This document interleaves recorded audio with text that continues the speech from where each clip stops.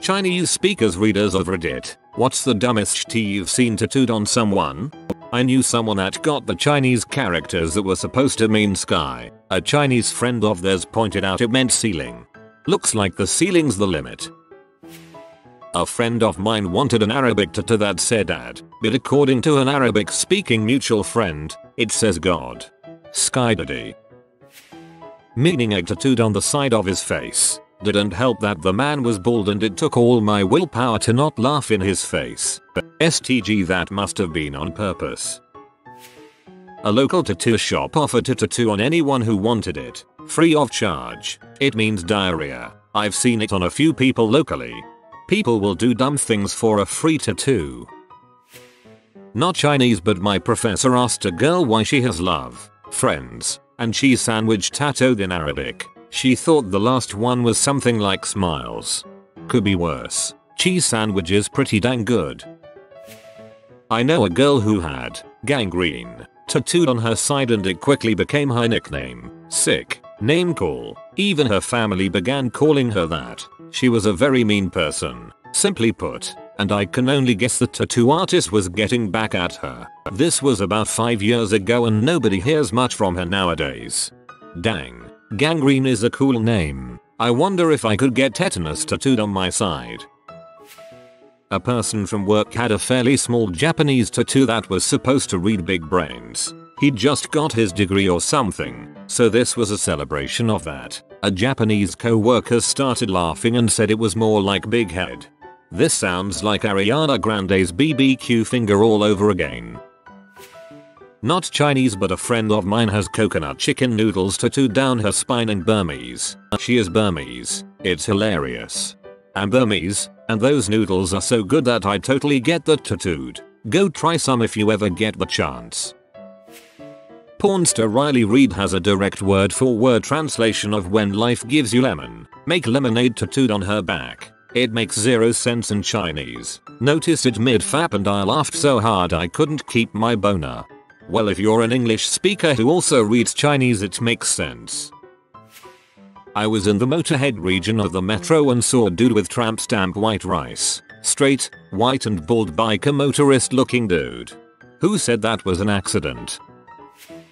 I personally don't speak Chinese, but I dated someone who did. I worked with a dude who had a big tattoo all down his back in Chinese lettering in remembrance for a friend who had died. He thought that the characters said the friend's name. My date said that the tattoo translated to does not translate untranslatable. This poor dude had plugged his friend's name into Google Translate or something and it came back unable to translate, and since he couldn't read the characters, that's what he printed out and took to the tattoo shop.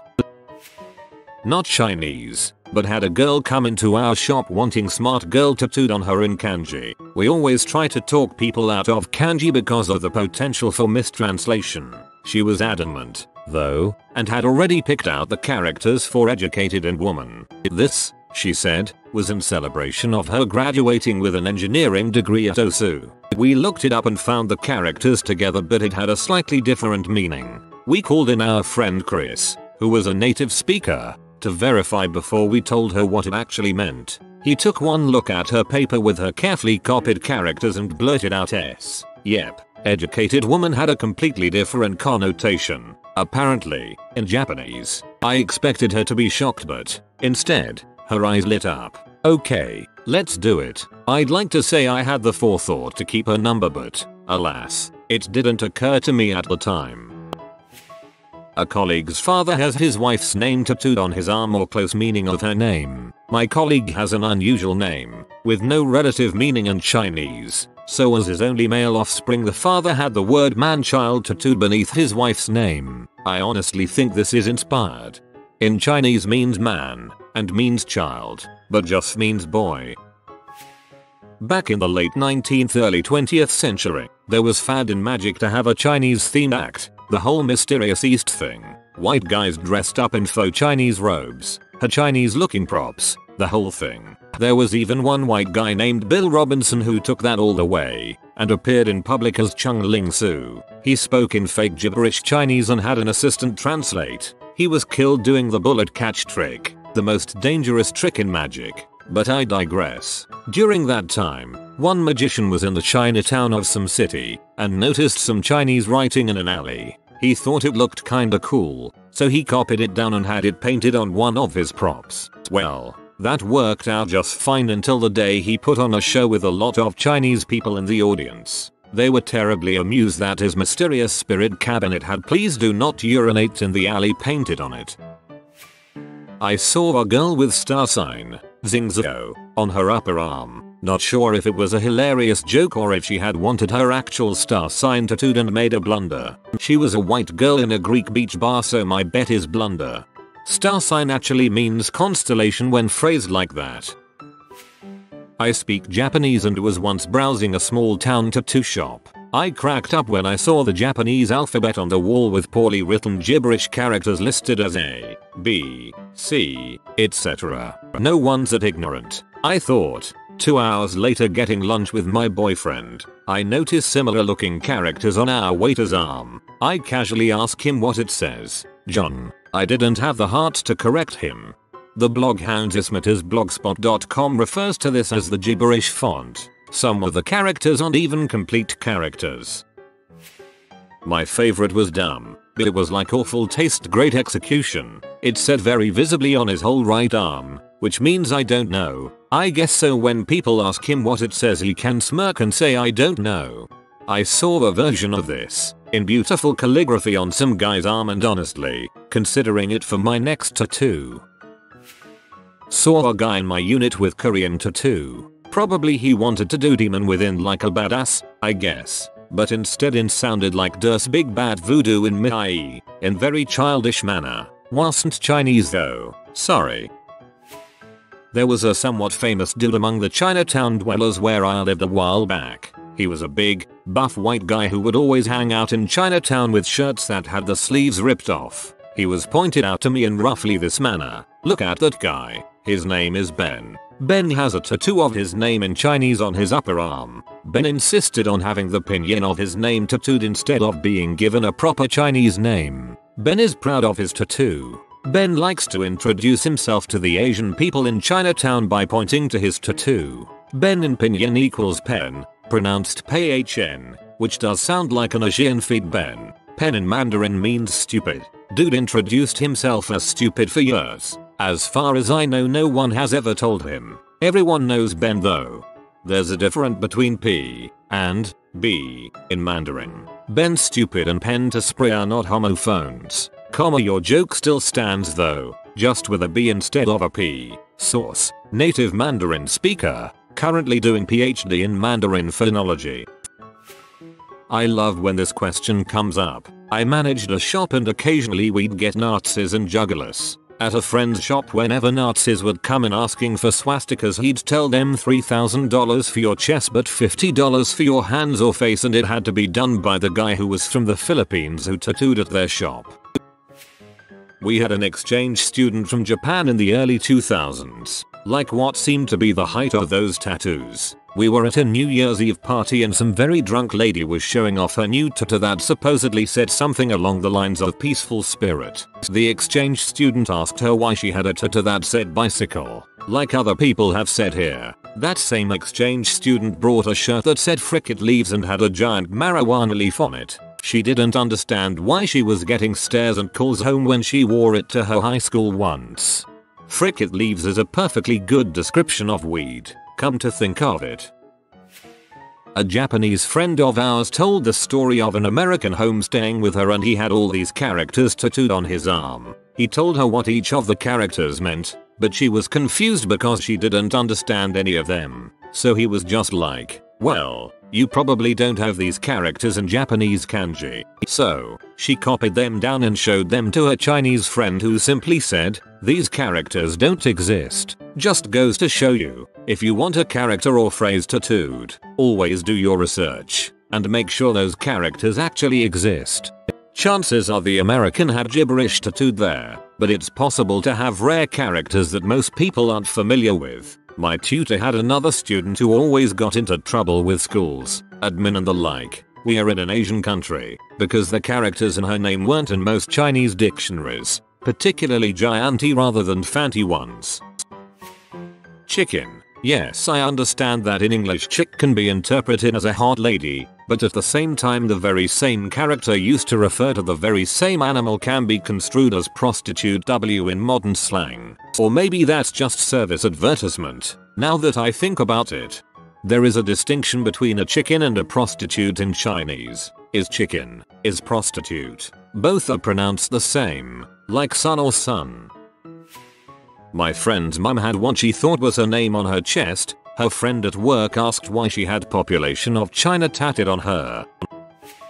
So this might not count, but I have a funny story. My family is quite religious. My grandparents went to China and bought my cousin a shirt with some Chinese writing on it, and my cousin wore it pretty much everywhere, including church and school. Then one day a kid who could read Chinese comes up to him and says, "You know your shirt says frick you, right? I'd like to have a shirt that says frick you on it in any language other than English so I can wear it in public." Not Chinese and not dumb, but this reminds me of a friend I had who got sesame chicken in Chinese tattooed on his neck, and when we went to a Chinese restaurant and they asked what he wanted, he would point to it. Always got some laughs, usually got some free food too, like an extra egg roll or something. I had a Japanese friend who read someone's tattoo that said kitchen. Neither of us knew what it was meant to say. Maybe the guy just thought it looked cool? There's a book called Kitchen by a Japanese author named Yoshimoto Banana. I once saw a lady with on her back. I don't know if it was her intention for it to say daddy's little girl, but that is sure a thing I can never unsee. It could even mean daddy's little WLOL. I don't speak Chinese, but I've got a good one. I worked for a stint in a local Chinese restaurant, and one day the manager asked if I could help him conduct a few interviews. I said yes, and at one point one girl comes in looking like the painted lady of a carnival freak show. She goes through the interview, pretty poorly I might add, and when she leaves the manager starts laughing so hard he's almost crying. After a few he calms down and explains that this tattoo she had on her arm, which she claimed was a Chinese poem, was actually a prostitute's list of sexual services. I saw someone on the streets flexing their Chinese tattoos. They told me it said peace and life. It said stupid foreigner. I didn't really want to tell him. Also, I didn't really get Chinese character tattoos. Like if I wrote peace on my arm, am I like cool? Peace and life, although there will be many arguments over which version of life could be used, can also be peace. It means silence, calm, stupid foreigner. Many different versions for each phrase. Not Chinese, but a choir teacher at my high school, which, unusually, had a Japanese program, came in one day showing off her new tattoo that says her name in katakana, Susan So, like in case she is in Japan and forgets, I guess. To be honest, tattooing your name in katakana is super mediocre in my opinion. Like, katakana is the ugliest of the 3 Japanese alphabets, and it's your name. It's not like it's something deep that just happens to be in katakana. BTW, nice nickname, I like it.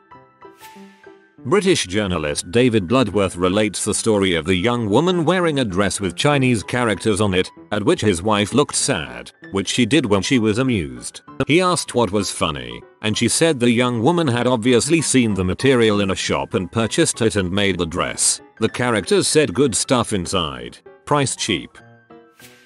My stepson bought an entry-level tattooing kit, spent a while practicing on pigskin, and then proceeded to spend much of the winter tattooing 3 large Chinese characters vertically on the back of his own thigh. Can't remember what they were supposed to say, some simple motto like truth, beauty, diligence. Must say I was impressed with his work. Technically they were very well done, especially considering it was his first complex job. He had to do them in short sessions, as he had to work in an awkward position, with his leg up in the air, ankle belted to the bedpost. He was also working from a full-length mirror, so he was required to render the characters both upside down and backwards. But despite all this, the finished work was evenly spaced, of consistent density and height, lined up well, and all the margins were clean and sharp. Impressive, for a relative novice. Come spring, when it had healed, stepson went to show his new ink off at one of the municipal beaches. We lived in Vancouver at the time,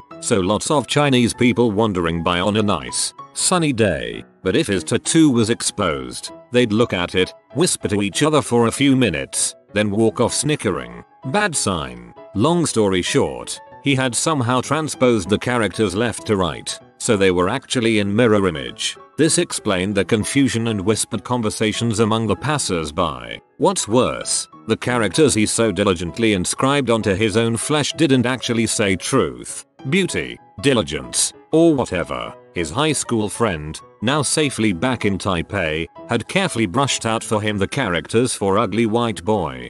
That's actually really mean. You would think his friend would have known that he had bought a tattoo gun and was practicing with the full intention of tattooing those characters onto himself. It's okay to play jokes on people, but when your buddy is about to permanently mark his body with something as demeaning as ugly white boy, that's just fricked up. Not Chinese but Japanese saw a guy who had ball, like a sphere, tattooed on his hand. I asked him what his tattoo said. He told me his story about how his older brother had death tattooed on his hand, and he died 2 years ago, so he thought he should have live on his hand. I had to be the guy to tell him that it was not live but ball. Well, ball is life. Not me, but my father once met a woman who wanted to have bad girl, like as in badass, tattooed on her in Chinese. The characters didn't really mean that, though. It meant something more along the lines of a woman who would cheat on her husband and take advantage of men. My sister got what was supposed to be her initials in Chinese on her lower back as a tramp stamp. This really reserved Chinese girl asked her why she had B tattooed on her back. My sister started freaking out. OMG. It's not supposed to say that when the girl busted out laughing and said she was just kidding. I don't think she was kidding. I think she just felt bad.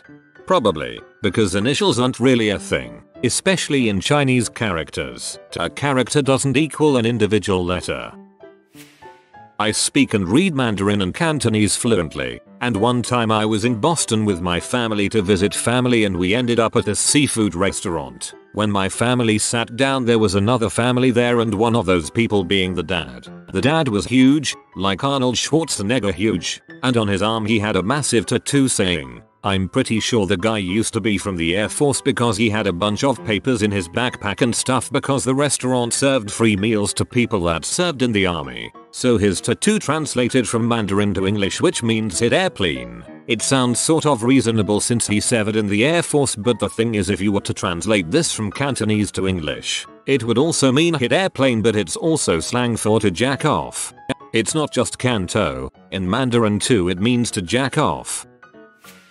Not Chinese, but a Japanese exchange student of mine said she saw a woman with a weird Japanese tattoo. She guessed it was supposed to say I'm crazy, but it really meant I'm retarded.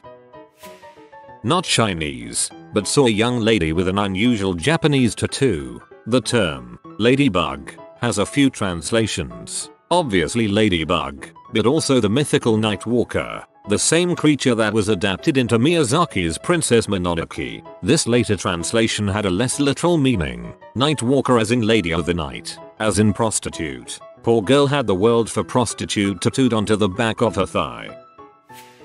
Not a tattoo but a tie being sold at Nordstrom rack. I knew that people put weird random pretty Chinese characters on things but I didn't know what it said, so I asked my mom. She said it said blood sausage. I thought it was hilarious so I bought it, to my mom's irritation, and just wanted a second opinion, so I took it to my Chinese teacher and asked her what it said. Where did you get this? It says blood sausage. Being the dumb high schooler I was, I proceeded to just instantly lose it. I still mourn the blood sausage tie.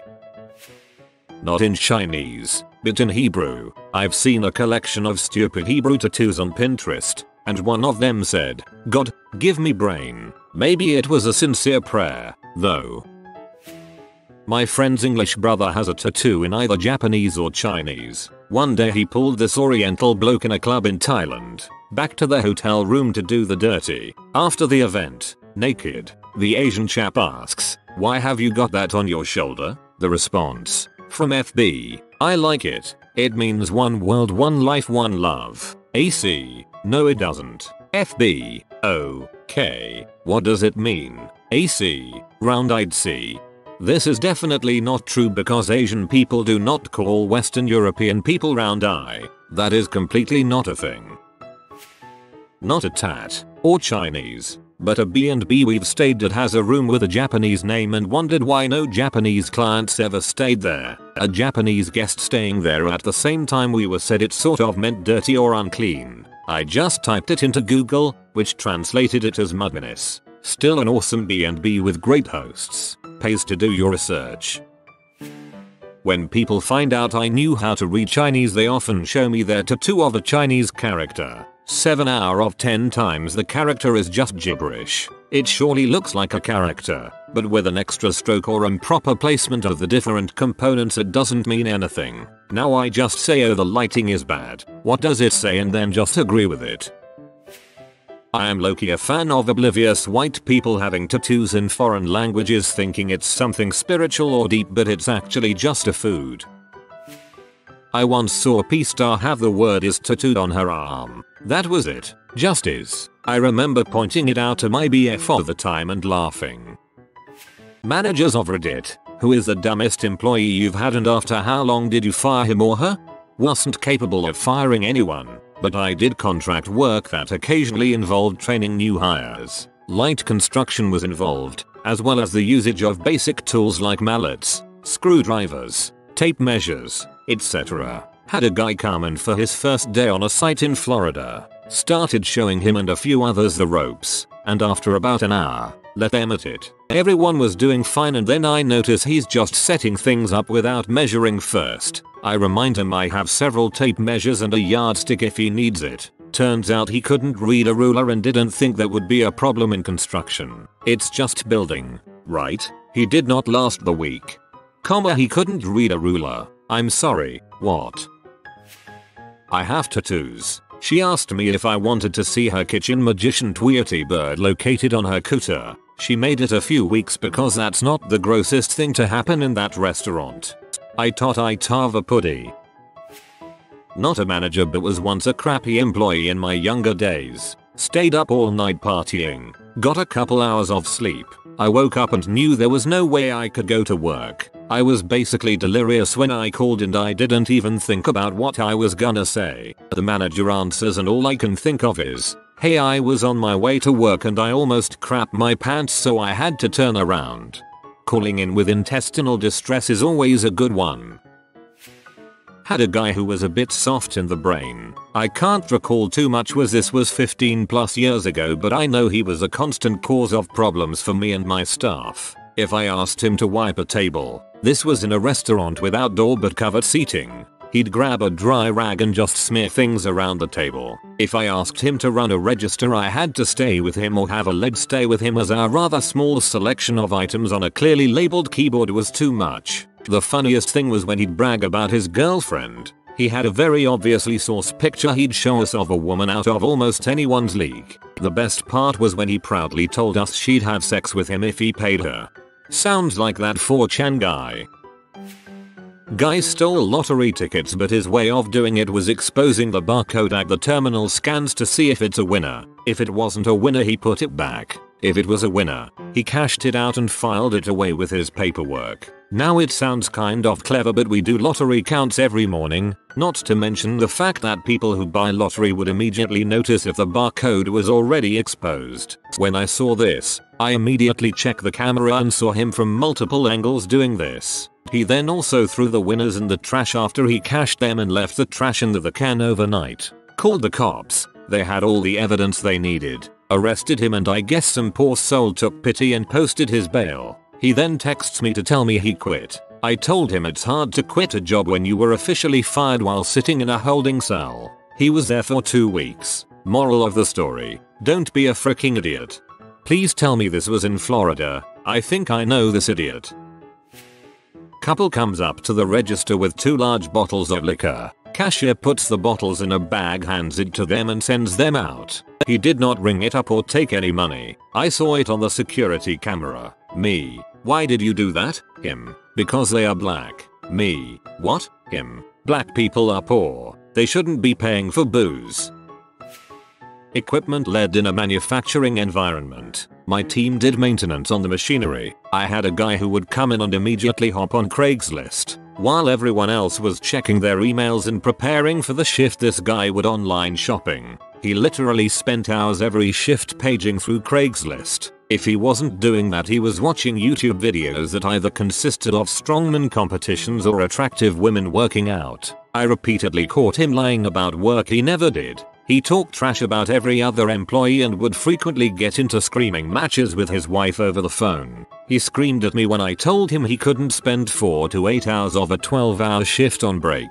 When I'd try to correct his behavior, the typical response was either "I don't give a crap" or "what the frick are you going to do about it?" He even went to my boss to complain when I gave him a poor annual review. Unfortunately, despite a mountain of documentation and repeated requests, I was not allowed to fire him because the company was so short-handed. Since he wasn't doing any work, it didn't really make any sense to me. When I finally quit, he had been there for almost 5 years and hadn't received a single raise, promotion, or bonus. To this day, he blames it all on me. I'm an industrial maintenance tech. I've been employed at 5 different facilities and have yet worked with a crew that is not like this guy. I had an employee who appeared to have limited capacity for information. She would unlearn things she'd been doing for a while if she learned something new. She would also get very mixed up about things, thinking the addition of one new policy completely negated an unrelated policy. So let's say we created a policy against mentioning your workplace on your social media accounts. She'd start taking longer breaks and say something like, "But we changed our policies so that one doesn't matter anymore." Her work tasks were like that too. She'd ask how to do something again that she'd been doing for months without trouble after being taught a new skill. I got the notice from the folks above me that she had to go, but they said I needed to put some work into it first to make sure she had no ground to stand on for a lawsuit of any sort. So I had to go through and document every stupid thing she'd ever done. Every email that showed she didn't quite understand things enough to do her job properly. Every time she took an extra long break or didn't show up to work on time. I had to document every complaint from every other employee. Every tiny mistake I had to correct along the way. It was exhausting. When I was finished and had all her crap laid out in a 3-page document, it was obvious that she needed to go, and I couldn't believe we didn't let her go sooner. So she's kind of like a Pokemon. Can't learn more than 4 moves at a time. 3 days. They made a racist slur towards a couple. Fired them on the spot. The defense they had: "I didn't say that out loud. You have no proof." Then after showing them that proof, they said, "I have 2 raters." They couldn't provide any evidence. I have a friend who has 2 raters. They have a card and medical proof. Oh my god, do I have a story for you. I work at an ice cream shop and we get scam calls all the time. I have alerted all of my employees of this before, and they all know to be vigilant in any situation when a scam is apparent. One night, a couple months ago, around 9 PM, one of our shift leads gets a call from a man saying he works for the corporate office. The man on the phone says he's doing a private investigation on our franchise because we are under by $1,000 in our weekly cash deposits, which BTW corporate offices have no way of seeing transaction histories for franchise private bank accounts. He told her she can tell anybody that she know about this underage, because the general manager is under investigation too, and if she ruins the investigation then she is committing a federal offense and would be sent to jail for at least 5 years. He told her that he needed her to go to the safe, count all the money, take all of it to her local CVS, and put it on a Visa gift card. He told her that she needs to recite to him the gift card number over the phone, and then go behind the CVS, rip up the gift card, and throw it in the dumpster. He told her that once she does this, they will be coming to the store the next morning to arrest our general manager. This is why she can't say anything. So this girl goes out around 10 PM, drives an hour to a CVS on the other side of town, loads more than $800 onto a Visa gift card and then recites the Visa card number over the phone, and then chucks the card into the dumpster behind the CVS. When she gets back, I am there with the police because I found out through another shift leader that this was happening, and after explaining to her that she was being scammed and the money she took did not in fact go to the corporate office, she says to the police officers, "It's okay, they are coming here tomorrow to arrest GM's name, so you guys can arrest them then." The police officers could not stop laughing. She was not fired, but her and one other employee are expected to pay back all of the money. Caught a guy smoking He tried to hide it as fast as possible. He claimed we were seeing things and he wasn't doing anything. Escorted him out of building right there in that moment. Not a manager but had an incredibly dumb co-worker freak out and quit on day 2.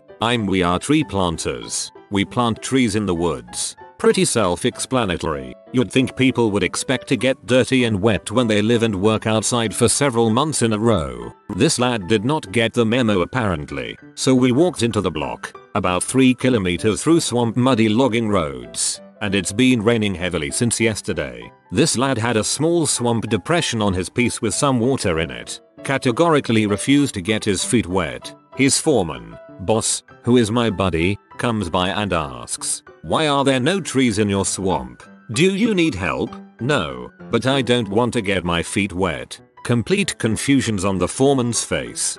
This is what we do. We're tree planters. Now please plant your swamp. Dude flips out on his foreman, who is a really nice and very hard-working guy, throws his shovel, and while the foreman is trying to de-escalate the situation, this absolute unit walks off his piece, walks 3 kms back to the main road through the swamp, hitchhikes back to camp, gathers his tent, and leaves. Blew Averon's mind. Day 2 man. Apparently it's a toughie. That sounds like incredibly satisfying work. You are literally opposite lumberjacks. Had a guy who would call out to work with the excuse "I'm just not really feeling it today." I wanted to tell him to just say that he was sick or just not give any reason. Anything would have been better. Took forever to fire him because of corporate attendance policies. Sent out a new contractor hire to install a 24x36 shelf. Simple. Put the shelf into the shelf hole. He brought it back because it was too small and he needed a 36x24 shelf cut so it would fit properly. If someone had a problem like this I would sort of help them, but I would use cryptic clues. So for this one, I would say think differently to turn your world around or something like that. Teacher, not a manager, but I watch my fellow teacher sit and do nothing while her students run amok, and then she can't figure out why my scores are better. Classroom management. Had an employee who disappeared for over 2 hours. She worked in the kitchen, where we have a no bag policy, and lo and behold, she left her purse. I removed it and brought it to my office where she could return it later. A foul, chemical smell was coming from her bag that prompted me to search it, upon which I found stolen checks, stolen credit cards, pills in a baggie, about a gram of M, and, the source of the smell, an aluminum foil wrapper containing sherm. Her scumbag sixth sense must have been tingling because within a few minutes she comes to the office looking for her bag, sees her contraband, freaks out and tries attacking me to get her stuff back. I had to take her to the ground and hold her until the cops arrived. Turns out she was on parole. Real class act. He would ask both male and female co-workers super inappropriate sexual questions. He asked one woman if her and her fiance had tried anal, as it would spice up their sex life if they hadn't. He would ask everyone all kinds of other weird crap, like Juice Bigelow type crap, weird names and all. He'd explain it and expect real answers. He asked our very Christian, very overweight, very much older than most of us seafood manager if she liked rim jobs. She didn't know what he was talking about and asked someone else for an explanation. Fun conversation I'm sure. Where I worked we couldn't fire him. It had to go through store level management, not department level, and they had to have 2 verbals and 3 written including periods of suspension, so it took way too long to get rid of him. Either that dude was legitimately stupid or he was an immature edgelord looking for a laugh and attention, which also falls under stupid.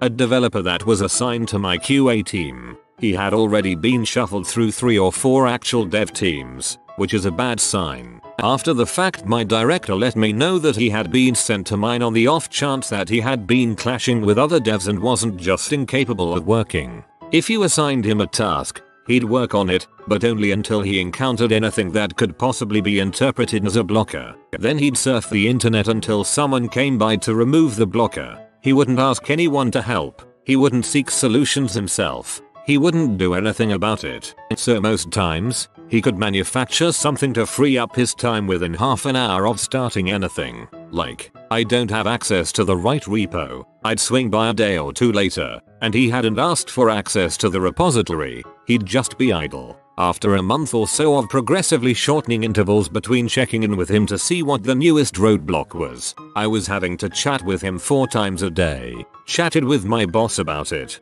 and we agreed that he should seek greener pastures. Also, he wore toe shoes, with no socks, that he never, ever washed. Toe shoes, they're for toes, and for twats.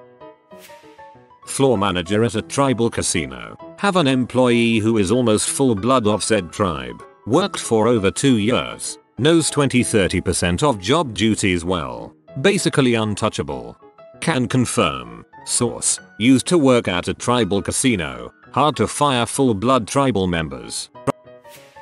I had an employee for months who would help around the dining area, take orders, and help out with restock. Although he was a nice boy, he was very dumb, unable to focus, and a religious radical. Also a very racist white male. Come to find out, let's call him Alex. We train our employees for 2 full weeks and then we let them do it all on their own, while watching them, of course. Anyway, Alex couldn't remember how to write down a bacon, egg and cheese taco. Beck. I told him B for bacon, E for egg, and C for cheese. He wrote tech and proceeded to say but T is for tocino because it's Spanish for bacon and we have Mexicans on the grill, right? How will they know? I said our employees all speak, read and write in both languages. Also, why would you not write H for eggs and Q for cheese if you were writing in Spanish? Well, I thought they'd know that kind of English. Literally the next day, a woman, a regular BTW, comes in with her 2 children to pick up her order. Alex comes up and checks her out and gives her the order. He asks, your children are adorable. How old are they? They carry on a conversation for a few minutes and he goes, well, what about daddy? Just sent you on a mission to get the food. She responds with, their father isn't in the picture. He presses, oh, I'm sorry. Divorce is the devil. Actually, he was never in the picture. It was a one-night stand and when I contacted him, he never responded. I don't know where he is or if he's even alive. Honestly, the face he made when she said that, I can't even describe it. Do you know how terrible that is? Yeah, he never. Do you know what will happen to you and your children? Do you know you won't be let into heaven? You would do something so awful to your children. It's bad enough they are basically mutts, but now you've taken away their chance to God's palace? The owner stepped in right before I could. Safe to say that he was fired that very day. He tried to sue him, but the owner was smarter than him. I have never had anyone say something so ugly to a customer. It was horrible. Some of my favorite games were developed by THQ, but now, whenever I think of them, I will smile and remember the Spanish acronym for bacon, egg and cheese. She just didn't work. She would call out constantly. Then after we told her if she called out one more time without being able to give us medical paperwork, she started showing up late and would whine about how late she had to say. She was either the first or second earliest scheduled to get out. But when anyone confronted her, she couldn't understand why we were so annoyed with her. And then it was extremely annoying just working with her. I had to look over every order because she got maybe every 1/10 orders correct. Always forgot what she was supposed to do cleaning wise. I'd constantly find her sitting in the back, then get annoyed when I would tell her to get her butt back up front. She worked for about 2 months just because we needed another person before we could fire her. The UD fired her regardless because she called out one morning and blatantly said, I just don't want to work. Then got upset that she was so wrongly fired because she did nothing wrong. I freaking hate pampered rich teens. This just happened last week actually. Kid gets hired. Train him. He starts the position. Second day of work. Comes in reeking like weed. He gets talked to about it. So sorry, won't happen again. He puts on cologne to mask it. Then every day after that, he reeks like the cologne. Obviously trying to cover up the weed smell. And this kid looked out of it most of the time. He wouldn't follow directions ever. Would just say he'd do it and then go back to doing nothing. Then about 2 weeks in, a co-worker sees him coming out of the bathroom with a smoke trail behind him. I walked by him and he reeked of weed again. So another conversation with this kid. He admits to smoking before work. We then report that to HRBC. It violates our drug and alcohol policy. They call him and he admits to them he was high on the job. He then signs the transcript of the call with HR, saying it's all true. We are then advised to fire him and we do. He says okay, leaves. Wife calls less than an hour later screaming that we fired him BC he's Muslim. We would have no idea of his religion unless he voluntarily gave us that info, but he never told anyone he was Muslim. But it didn't matter to the wife. We fired him. It must be BC of his religion, not that he did anything wrong. We actually have another employee who is Muslim as well and he is a valued member of our team, TLDR. Kid gets fired for being high on the job. Wife claims we fired him for being Muslim. Kid wife Muslim. Oh. Area manager here. Had an employee who complained about how a dispatcher spoke to him. I told him not to take it personally, because that dispatcher talks like that to everyone. Take it with a grain of salt, etc. This employee's response was, well, I'm sensitive. Same employee often tried to leave work early, and then cop an attitude when he was told no. He would also pass orders to other employees, just so he could get out early. By this time, my boss and I were wondering how much longer the employee would be with us. Eventually, the employee calls me to basically throw a tantrum, exclaim how the job is unfair, and be nothing but rude and condescending towards me. So I finally ask him, so what do you want to do then? Him, I'm ready to quit. Me, K, if that's how you feel, you also need to let boss know. Him, oh I will. To the context of I'm going to give them a piece of my mind. After he hung up, I immediately removed him from the schedule. Side note, this guy is in his late 30s. Kevin, what an idiot. He quit because he didn't get a day off that he wanted, and if he didn't he would have been fired. After he quit I found out from a neighboring business that he routinely shut the store down and would go to a Barnes & Noble to read and eat before returning and closing later on. Hate that kid. Had a server walk past me in the kitchen looking for the spice rack while precariously carrying a full cup of coffee on a saucer. I asked him what he needed and he replied that he had a customer who wanted bay leaves in his coffee. Kid had been a server for a while and was a constant pain. So I pointed out the bay leaves for him and sent him on his way. I did a table check at where the coffee was headed about 2 minutes later, stopped by the bar and had the bartender pour a coffee and bay leaves first though. The customer was still laughing his butt off by the time I made it over. We had a guy in a restaurant I managed that scratched his butt in front of the health inspector. Needless to say that was his last day. I was an assistant supervisor on a construction site. There is a strict no smoking policy. I caught a guy with a cigarette talking to another guy, and to keep me from seeing it, he shoves the lit cigarette down his trousers because I can't legally ask him to drop his pants. He went home an hour later limping.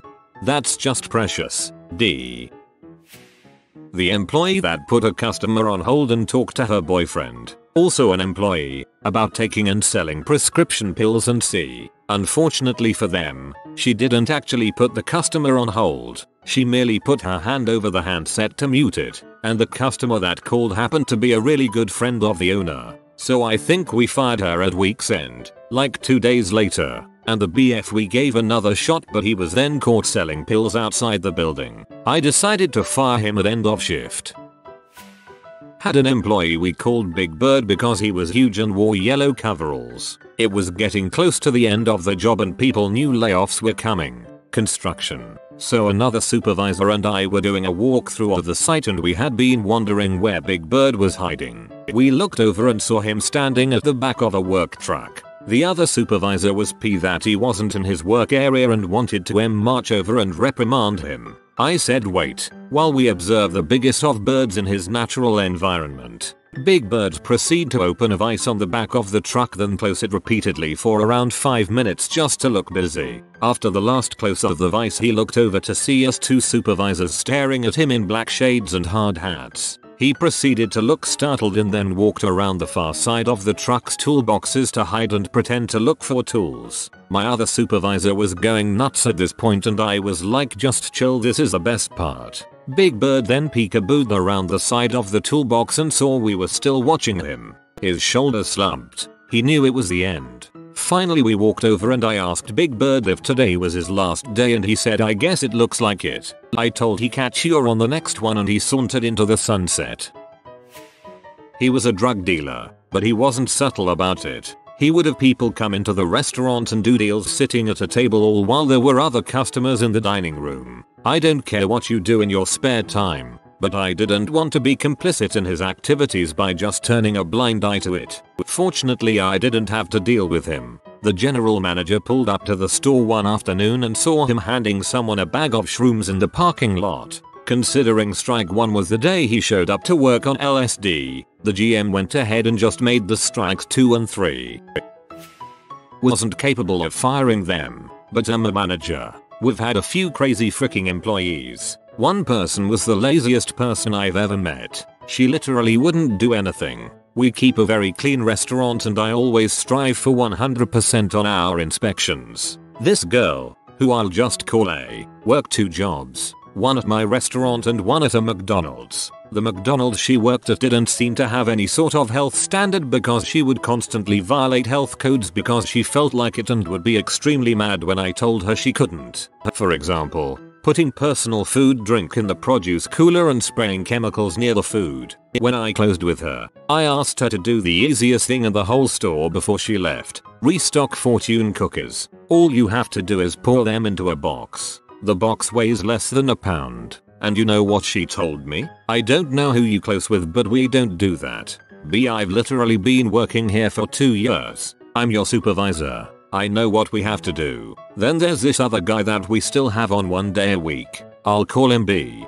B is the slowest person I've ever met. And because he's slow, he often forgets things. Like, I'll ask him to clean and stick the bathrooms and he'll go in, clean one thing, come out and stand there looking brain dead for 5 minutes and say he's done. But he did 1 out of 7 things he had to do. He was so slow doing that one thing that he completely forgot everything else. And he does this multiple times. I have to close safe and log cash deposits every night, and one night it took me 30 minutes because the money was disorganized and I had to find where it belonged. Guess what this guy got done in 30 minutes time? One thing. He took the drink nozzles out of the soda machine and put them in sanitizer water. That's all he did. And, after 10 times of telling him to go back in the bathroom and finish cleaning stocking, he still forgot to stock the place up. Like, what was he doing that whole time?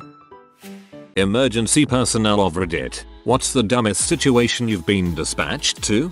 Ski patroller here. This kid wandered into the woods off the trail, took off his ski boots, got cold and started walking downhill in just socks, and then shat his pants. He then screamed bloody murder until we showed up and put him in a toboggan. He was 100 yards from a restroom. Once during my EMT clinicals, a woman came in who had been found unresponsive in her car. She became alert in the ambulance on the way over to the hospital, and when the nurse was doing an assessment, the woman stated she had an allergy to ibuprofen. When asked if she had taken any medication recently, she said she had taken about 6 ibuprofen because she wasn't feeling well, and it didn't do anything to me the last 2 times I took it. I got to see what happens when you push epinephrine. I got to see it all over my shoes. Got a 911 call for an elderly man PNB, pulseless, not breathing, from his adult daughter. Caller stated that they had been having a barbecue at Grandpa's house when Grandpa said he was tired and went inside. Granddaughter found Grandpa unresponsive in his recliner and ran outside screaming. 911 is attempting to coach the daughter through CPR, but she is having none of it. Ambulance rolls out with lights and sirens. Engine rolls out behind. And halfway to the scene we get a call to cancel. Apparently Grandpa was having a nap. Not dead, just a nap. My mom once called 911 because she thought someone shot at our house when really it turned out to be a firework. In her defense, it was nowhere near the 4th of July, but still. I got called out to an apartment where a grown mother and daughter were experiencing severe dizziness and nausea while cleaning out a horrifically filthy apartment. After spending a few nauseating minutes in the apartment taking their vitals, I discovered that in an attempt to get heavy crap stains out of the toilet bowl, they emptied a bottle of bleach and a bottle of ammonia into the toilet and allowed it to soak in while they cleaned the rest of the apartment. I had to get a medical eval after that call to make sure that the highly toxic chlorine gas that we were breathing didn't give me any permanent damage. Last 4th of July a lady got drunk and shot a bottle rocket out of her vagina. Let's just say the hole must have been too deep BC it exploded without launching and did a number on her future. Oh my god. One time around Christmas there was a lady who called 911 because she was convinced her neighbors were being held hostage and were trying to signal for help by blinking their Christmas lights in Morse code. Responding deputy had a long conversation with neighbor about blinking Christmas lights and how they are not Morse code.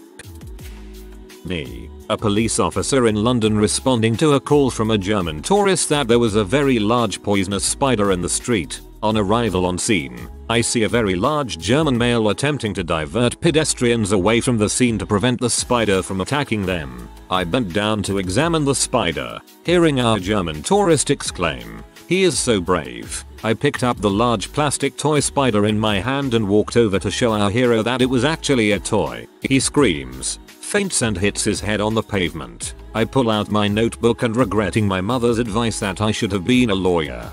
The person who bought that scary spider toy got more value out of it than they dared to hope. Got called to a motel where our patient explained that he needed to go to the ER to get an HIV test. He wanted to finally put to rest the rumor that he had AIDS. He was very drunk and insisted that it was indeed an emergency and he didn't care that his insurance wouldn't cover the ride. His, also drunk, wife came along and it pretty much turned into Jerry Springer in the back of the ambulance. Arrived on scene to a guy who was too lazy to get out of his living room chair so his skin had literally weaved itself into the fabric. His wife emptied a crap bucket that sat under a hole they cut in the bottom of the chair. She fed him all his meals and waited on him hand and foot. He didn't have any other problems other than he didn't feel like moving. We had to cut him out of the chair. It was on an episode of some Fat Life type of show. His skin had literally weaved itself into the fabric. What? I'm from Australia and once I saw in the local news that his guy heard noises in his kitchen and believed it was an intruder. What actually happened was a giant mud crab had crawled up from the river and was rummaging through his cabinets. They interviewed the policeman who went over and they were literally joking and making fun of the guy on the news. To be fair, a mud crab can take out a level 3 PC in a few hits. Not emergency personnel, but someone called 911 on us because their prescription wasn't ready, and it wasn't even for a drug that was immediately life-threatening. Plot twist, prescription for chill pills. Should have seen it coming. Wife and I are both paramedics, she in a larger city, me in suburbia. She gets a call for an injured person, arrives on the scene to find a black gentleman approach her complaining of head pain. She asks how it happened and the patient replies, "The bee hit me with a smoothie." Her, "I'm sorry, hit you with what?" PT, "A smoothie." "The bee hit me with a smoothie." Her, "How did a milkshake hurt your head?" PT, "Not a milkshake, a smoothie. You know, a smoothie, the thing you smooth your clothes with. A smoothie." "Yep, he got hit in the head with a clothes iron because he pee off his girlfriend." I recently went on a pregnant woman who said she had been walking all day and now her ankles were swollen and she couldn't walk anymore. Boyfriend saw my reaction and said he'd just drive her. Yep, their plan was for him to follow the ambulance in the car while she went to the ER for swollen ankles. Another was a 3-year-old stuck a big pen up his nose and the end plug came out. Parents for the life of them couldn't get it out and called 911. I put my hand out and told the kid to blow his nose on a count of 3. I closed his other nostril on 3 and he blew out the end cap. Sign here please. Got paged out for a kayaker who had fallen out of his kayak in northern Lake Michigan. Dispatcher said a passerby had seen him struggling to get back to his kayak. No exact location but a general area given. 3 volunteer fire departments respond. We start covering 2 miles of beach with about 20 people. The bugs are terrible and we are having no luck. County rescue boat is en route from about 20 miles away and we have one of our members launch his personal boat and he is coming from the other direction about 10 miles away. Boats get on scene and search continues. We now have about 40 people looking and 2 boats. Dispatched has now notified the Coast Guard out of Traverse City and they are on their way with the helicopter. I was icy and requested dispatcher to contact original caller for more info. Well, they thought it was more important to drive home than to stay and wait for help. So we have all of these people and resources looking for someone that we have very little info about. Finally, a state police officer says he has found a rock that kind of looks like a kayak. He gets the original caller on the phone and explains what he is looking at. The caller says that sounds like what I seen. I guess I was wrong and hangs up. 3 hours and thousands of dollars in resources. Complete balls.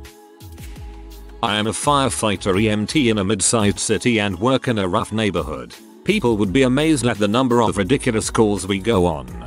There are too many stories to count, and it's common for people to call at 3 AM saying they are dying, but find out that their leg has been hurting for 3 weeks and they suddenly couldn't take it anymore, so they need it checked out. The dumbest I can think of, however, is a person called because they were concerned of an odor of gas. If they had just looked out their front window, they would have realized that directly across the street were ponds of human waste sludge from a wastewater treatment plant. The person had lived there for years. Some of my best calls, muffin cinnamon rolls, were from the elderly. Little old ladies that lived alone were notorious for calling me to light their pilot lights, shovel their steps, even pick up a pint of cream for their recipe. Small town cop firefighter EMT, I would always do whatever they needed because I knew I would have a plate of brownies or a basket of muffins at my doorstep.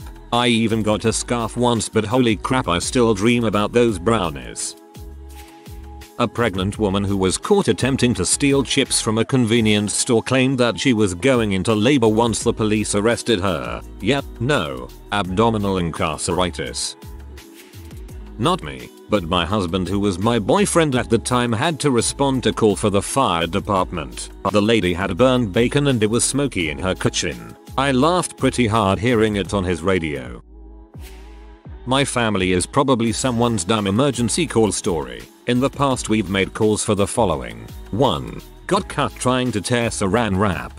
2. Thought an intruder was on the roof of the house, turns out it was just the sound of snow melting. 3. Cat stuck under the treadmill. 4. Reported my dad's car stolen. Turns out his friend took it to pick him up at the airport. 5. Stuck in a tree while trying to rescue a cat. Twice. Once the cat turned out to actually be a possum.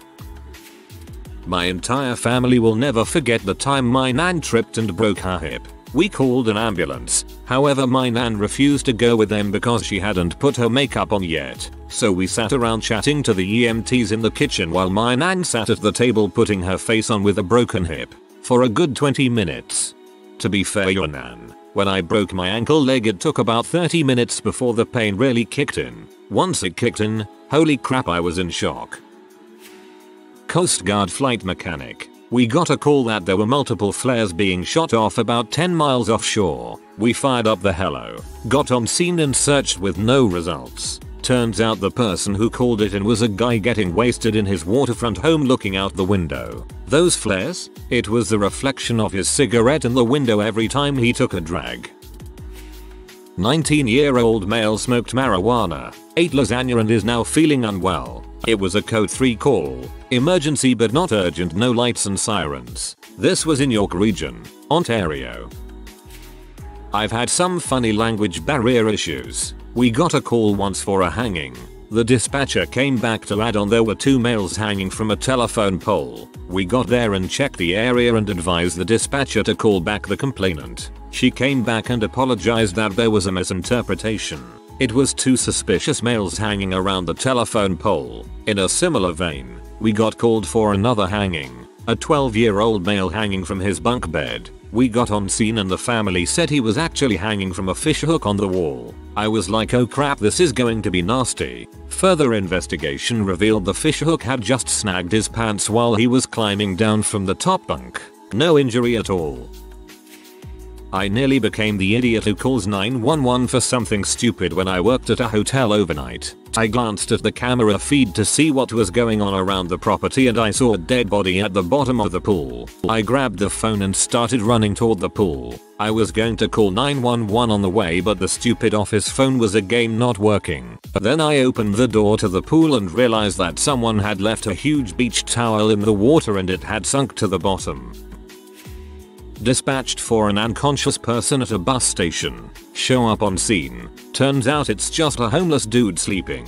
Ask him if he want to go to the hospital. Explain that they won't really do anything but it will give him a place to stay for a few hours and he'll get some food. Guy says yes. We start talking a history. Any chronic medical conditions? Nope. Do take any medications? Nope. Any medication allergies that you know of? Yep, I'm allergic to psych meds. How exactly do you know you're allergic to psych meds? Some fuckwit doc decided I'm bipolar and schizophrenic, but that ain't frickin' true. Looks like you maybe should be in the hospital. Not me, but a friend of mine is a cop and he told me the story about an older lady who had called 911 for a UFO, so my buddy and another cop show up and after a few questions they realize the UFO in question was in fact just the full moon. Dispatched to a call of a suspicious package at Starbucks. They said the backpack had been sitting there all day. EOD opens the backpack and it's filled with dildos. I was called to a convalescent home at 3 AM. I had been sleeping in my ambulance for chest pain. I arrived to check vitals and take assessment. She was gassy. To be fair, gas can be extremely painful sometimes. Add anxiety to that and panic ensues. We had a call to a farm where the farmer was trapped following a structural collapse. 3 engines and a user crew head on out to the address where we are directed to a distinctly not collapsed chicken shed. The farmer is inside, lying face down under the casing of a ceiling fan which had fallen off the roof and bopped him on the head. He was lying perfectly still and being used as a vantage point by a number of chickens and was convinced he was paralyzed from the neck down as everything felt cold and numb. After giving him a quick check over, we asked how long he'd been there. He guessed it had been about 2 hours before the farmhand had found him. 2 hours on bare concrete, at night, in October. Okay, fair enough. So a bunch of us get ready to move the casing, only for one guy to brace sooner than the rest and accidentally lift it himself. It was thin aluminium rather than steel and weighed basically nothing. He could have removed it himself at any time. Somebody with better self-control than I explained to him that he wasn't trapped and, no, he wasn't paralyzed. He was just cold. We had an ambulance with us and they checked him over for hypothermia, but the worst he had were many peck marks from the chickens who had seized their opportunity for feathery vengeance. Got called to a smoke report in our district. Person's description: it smells like wood. We arrived to her home, in the forest, and she said it smells particularly like pine today. No mention of smoke. We confirmed it did in fact smell like pine when we arrived. Case closed. Run came in as an outside fire. Turns out it was a flaming bag of doki on a doorstep. I wasn't even mad but happy that tradition lives on. I once called 911 because I thought my neighbor was beating his wife. They pulled into their driveway, went into the house, and then I heard high-pitched screaming and a man yelling "shut up" over and over. My friends and I woke my mom up after I called 911 because we were so freaked out. Turns out, our neighbors have birds who like to scream when people come home. Responded to a call 488 complaining of weakness at a bus stop. It's 9 AM and our first call of the day. Walk up to find a little old lady slouched over on a bus bench moaning. After we help her up into the ambulance, she asks for us to not ruin her medicine. Well, medicine is H and she's weak cause she was able to get a hold of some good stuff. Now I'm the kinda guy that wouldn't mind narking an overdose 2 mg IV just before rolling in through the air, but I just couldn't do it to granny, so we gave her nebulized naloxone and lo and behold, it barely touched it. We had to give her a full dose IV and she still was zonked a little bit. Whatever she was using was some good stuff and I doubt she ordered it from Reader's Digest. Went to a call where a woman had locked herself out of her car with her child inside. We arrived and tried the door handle and sure enough it's locked. She shows us the keys and how the battery is dead and won't unlock the car. So we take the keys inserted into the lock and take her kids out. She had apparently no idea that the key had any function other than the ignition. Coast Guard here. My first unit was a larger ship that's not normally sent to do the hero work that you see on the Weather Channel. Mostly we did counter-narcotics patrols off Central America, but we were home ported in the Pacific Northwest, near some notoriously gnarly waters, which were usually the purview of the small boats and helos. The only time we spent more than a day in them was after a fairly intensive maintenance period so we could ensure that all the work that was done would hold up at sea. These shakedowns were usually 2 or 3 days somewhere just off the coast of our home port. We were on our way back in from one such shakedown. which had already gone a little awry after a helicopter broke down after landing on our flight deck. In the middle of the night we were sent over 180 miles from our position and inbound course to search for a recreational boater who had left a harbor in Washington and not been seen in 5 days. His wife reported him missing to the local Coast Guard sector, which sent us on the case as the nearest asset. They also dispatched a helicopter crew, a smaller patrol cutter, and a small boat to do search patterns for this guy. Keep in mind that, given where we were at, the currents could have carried him south of San Francisco in 4 or 5 days, but we searched our little 100 square mile box anyways. For 2 days there were 2 Coast Guard cutters, a helicopter with a flight crew bouncing in and out from shore, and various small craft looking for this guy. That's around 120 dispatched Coast Guard personnel, not to mention local authorities and civilians out on the water who had heard the radio broadcast about him. The search was called off after the guy was found in Mexico, having never even gotten in his boat. It was still moored up where he left it. He just told his wife he was going out and then got on a plane to Mexico, apparently planning to stay there. We were 2 days late getting back to port, with a 10-week patrol looming just a week after that. I hope he got fined so bad that he crapped for his bees.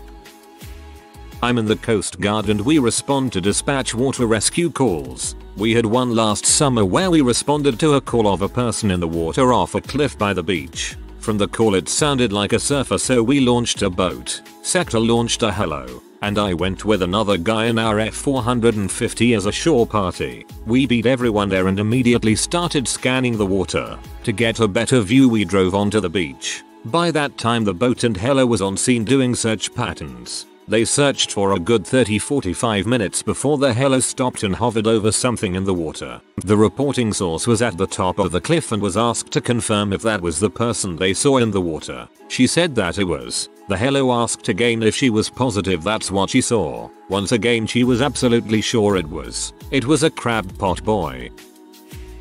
Had a resident call and let my office know he contacted 911 because he swallowed some toothpaste while brushing and didn't wanna die. The same place a year before a kid threatened to swallow a whole bread without chewing so he would die. It was a suicide threat so we had to contact 911.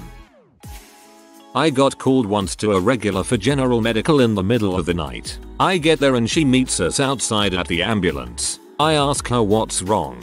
She says I'm dry down there. I say puzzled. Down where? She replies. Down there? Again puzzled, half asleep. Down where? She says I was having sex tonight and normally I'm wet down there when I'm having sex but tonight I was dry. Something is very wrong. She is extremely adamant something is wrong so I just tell her to get in the truck cause I don't feel like wasting any more time. Get to the hospital and the doctor looks at me over his glasses and says in skeptical tone, "What's wrong tonight?" I say she's tried down there with a smirk. He was puzzled as I initially was and says, "Down where?" I said down there and pointed down with my finger. He sits there for a few seconds pondering this and replies to me, "Well, you know how to fix that." I lost my crap.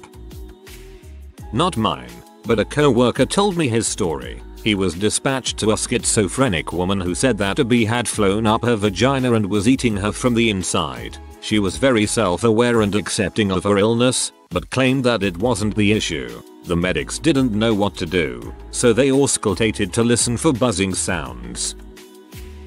Dispatched to assist police for a reported assault. Arrived to find a dumbass 20-something-year-old tried to start a fight with a 40-something-year-old guy cause he was standing near his GF after they had a fight. 20-something-year-old shoved the older guy and he knocked the kid's front teeth out. So the kid gets in his car and waits to try and run the older guy over when he leaves the bar. Misses the guy, somehow gets stuck on the curb and the older guy pulls him out, puts him on the ground and calls the police. That's when we arrived and took Guy Smiley to the hospital. 4 hours later we get called for the emotionally disturbed person. Guy Smiley escaped the ED and tried to drown himself. Got scared and decided to sit on the side of the highway cutting himself with glass. Took him back to the hospital. 2 hours later Smiley's GF calls 911 cause she is feeling suicidal after the whole ordeal. It was an awesome 4th of July.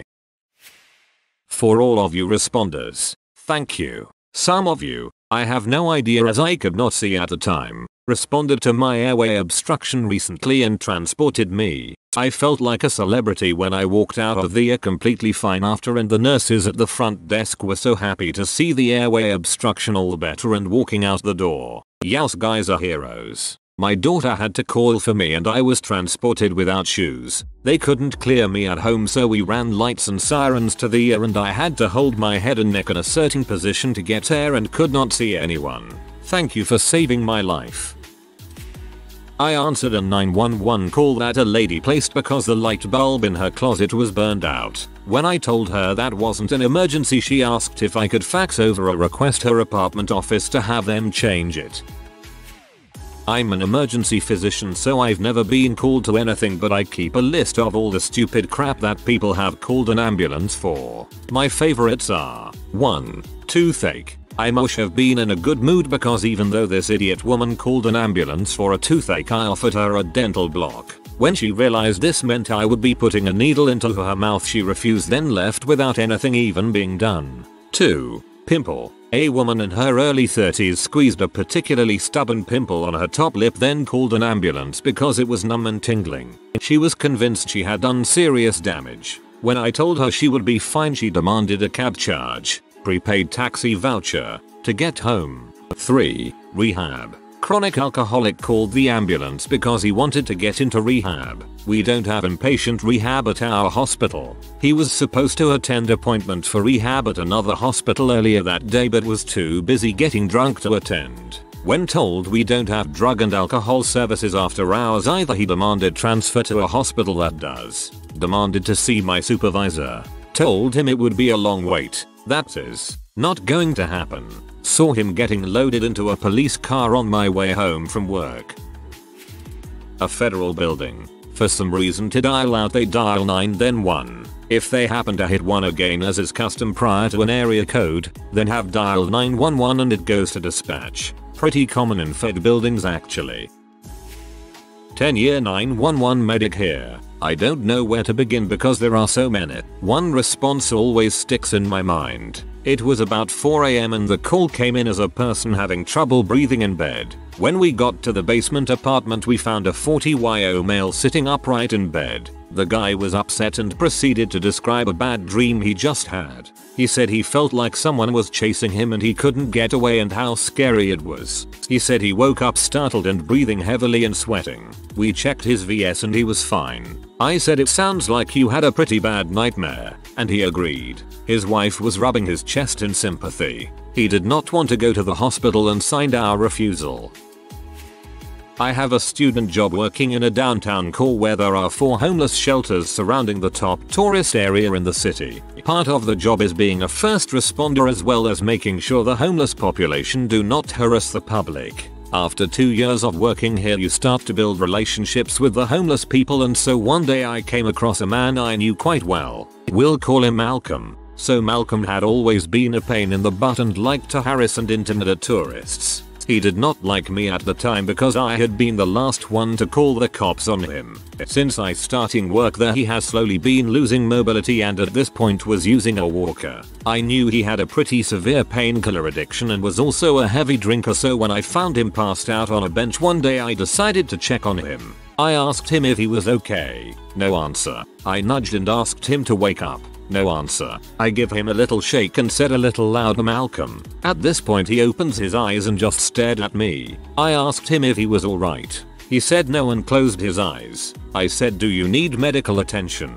He opened his eyes, paused and lightly said yes. I think I took too much. So I called 911. While waiting, I was having a hard time keeping him coherent and awake, and he was fading in and out of consciousness, and I'm worrying more and more about him. The wee-woo comes flying around the corner, slams on its brakes, and the paramedic hops out to see what the problem is, and all of a sudden, Malcolm sits up, stretches, looks at the paramedic and says I told him not to call. I was just napping, and then hobbles away on his walker. I had no idea what to say to the 3 officers and 2 paramedics. They thought I was so ridiculous. Still a great story though, and you have to hand it to Malcolm for being that clever. What's the dumbest funniest thing you've done with the boys? In college we would play a game called Birth, Guys would pull 2 of the dorm mattresses onto the floor and a guy would climb in between the 2. Think freshman sandwich between 2 cheap twin mattresses. And the rest of the guys would dogpile on top of the other mattress and we'd time how long it took him as he crawled his way out. I feel claustrophobic just reading that. Went to Mexico with the boys and after a day of drinking on the beach decided to swim in the ocean. We kept finding rocks until we found a rock about 4 feet long. It took all 6 of us to go under the water and lift the rock out and onto the beach, the whole time chanting and grunting like cavemen. We used to go off-road on a 700-acre 4x4 park and also camp overnight, so a lot of the times we would bring extra fuel. Well, more than once we had the fuel stolen when gas was $4.05 a gallon. One day a few of us were at a large construction auction and they put up a lot of around 35-gallon gas cans. Like who in the heck wants that many at once? So we all chipped on and got the lot for like $40. After that, every time we went out, we would leave 2 of them sitting at camp with 4.5 gallons of water and 0.5 gallons of gas. All summer long people would steal them, put it in their rigs, and then be screwed within a few minutes when the motor stopped running. For just $20.25 each, we were able to completely stop all gas theft at that park and would laugh our asses off every time someone stole the sabotaged fuel. The owners of the park found out what we did and gave us the original investment money back in free admission for all of us. That's absolutely epic. You guys are amazing. 3 AM, myself and 4 others, walking around our local park. They were putting new equipment in it and taking out the old stuff. Lots of dirt and grass. Found a bobcat with keys in it. 1 guy driving. 3 guys in the shovel. Booted around for a bit until we got bored. We had a beach party theme for the night that no one else but us was in on. We snuck pool inflatables and giant beach volleyballs into the bar by hiding them under our shirts, jackets and wore goggles, Bermuda shorts or bathing suits, lifeguard shirts, etc. The bouncers bar staff didn't know whether to be annoyed or amused, but everyone on the dance floor had a blast just bopping the ball around and playing with the inflatables. We just shot the crap with people, met girls. It was a fun night. I love this. Me and the boys having a little kickback at rental place. Go outside to have a smoke and the neighbors are doing the same. They're all our age, so we started chatting and they mentioned they were moving in the morning. For whatever reason we all decided to help them get packed. Smoked a few bowls, got some more beer and proceeded to pack up the entire house. It was oddly super fun. A few times we'd find something like Nerf guns and all get distracted playing with it, then go back to packing. Didn't take too long and we left the TV and PS4 plugged in so we could play some games. Good times. Never saw those other guys again, but one of them gave me a tent he didn't want anymore, so that was cool. I love stories like that. They used to make me really sad, but as I've gotten older I've come to appreciate things that don't last forever. Found a 6-foot tall stuffed Scooby-Doo. Stuffed but stiff. Had the little beads inside. Sitting next to someone's curbside trash can. Took it. Put it on top of the car. All 4 of us had our windows down and were holding the thing onto the roof of the car. Driving around on the main drag at like 2 PM in broad daylight. At one point another group of friends, following us in their car, called us on our cell phones and told us to toss it to them while we were moving. Basically let go of it and have it fall back towards them. We did. It cracked their windshield, but they did catch it. Legitimately have no explanation for any of it other than being dumb teenagers. When a giant Scooby-Doo is involved, no explanation is required. Back in college I had an apartment with my good friends. One day we got high and started chanting and marching around like gorillas, banging our fists on the floor. This went on for an indeterminate amount of time until some girl who lived below us started banging on our door and I answered and she screamed at us asking, "What the heck are you guys doing? Walking around like gorillas?" She left and we burst out laughing. 8 together strong. We flooded the locker room by clogging the drains and running all the showers, then poured soap on the floor and used it as a slip and slide. Not the most sanitary thing ever, but it was fun AF. The athletic director made us mop it all up and we all had to clean the weight room before school every day for a couple of weeks, but it was worth it. Kayak jousting, finding a beach, setting up camp, and getting lost in the forest for 2 days while eating shrooms and smoking all of our weed. Literally the weekend right after we went to a diving spot. Not really a cliff, but it was a good 15-30 foot drop. We were jumping off and climbing back up. Now I have a friend and I swear he should be dead by now. I've seen him get hit by a city bus, try to fight a deer with his bare hands, and he's even crashed numerous vehicles but ends up unscathed. I thought he was for sure done after seeing him tumble down the 20-something foot hill, bouncing off of rocks and trees on his way down. But he stood up, dusted himself off and asked anyone if they had a spare cig cause he had a headache now. We've done some stupid crap, but I'm amazed he had survived it all. He's currently working on getting certified for border patrol and I can't think of a better man for the job. LMAO. Dang, your borders will be safe forever then. We're Christians so we knew God didn't tell him that. That's the only reason you knew God didn't tell that guy to sex you up? Maybe he was talking about a different God. Who knows? I'm pretty sure some God told him you guys should have sex. Climbing power line towers. 20 years later and the hair on the back of my neck still stands when I think of it. Dumbest and scariest for sure. How I did this too for the thrill. Funny part is no one believes it whenever my friend tells them I climbed it. Playing a song me and my buddy made on the ukulele called Gyarados on night to a few cops. We were drunk, high, and just finished taking a couple lines. The song was literally us yelling Gyarados as if we were in a screamo band.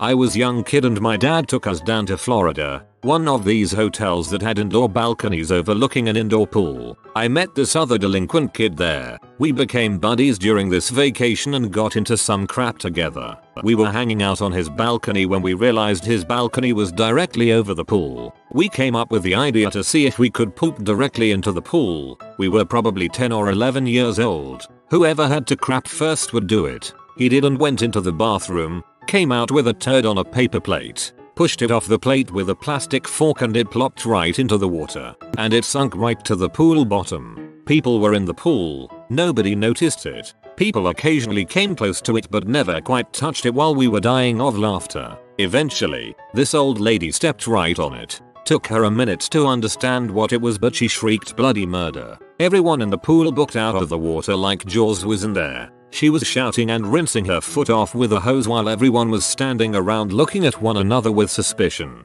Eventually, the blame fell on a little boy who was crying.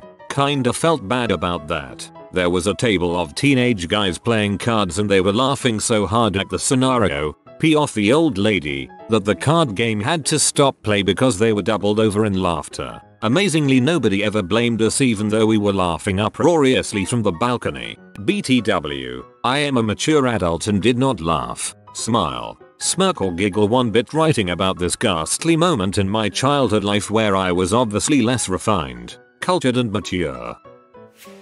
1. There was an old abandoned factory not far away from where me and the boys lived, and we pinched a few pallets from there and dragged them to the top of a really steep hill behind it. We decided to play a game where one of us at the top of the hill would set fire to the pallets and roll them down at the others. The ones at the bottom would have to dodge out of the way. Obviously more points if you waited until the last second to move. 2. We also pinched a few squares of light sheet metal maybe 15 centimeters across. In this game each one of us has a stack of sheet metal and a stick. You'd use the stick to parry the sheet metal while trying to ninja star throw yours at everyone else. The game usually ended when we had too many close calls and someone gave up. There are so many more things like this but these are my favorite memories. Honestly I don't know how one of us didn't die before we turned 16.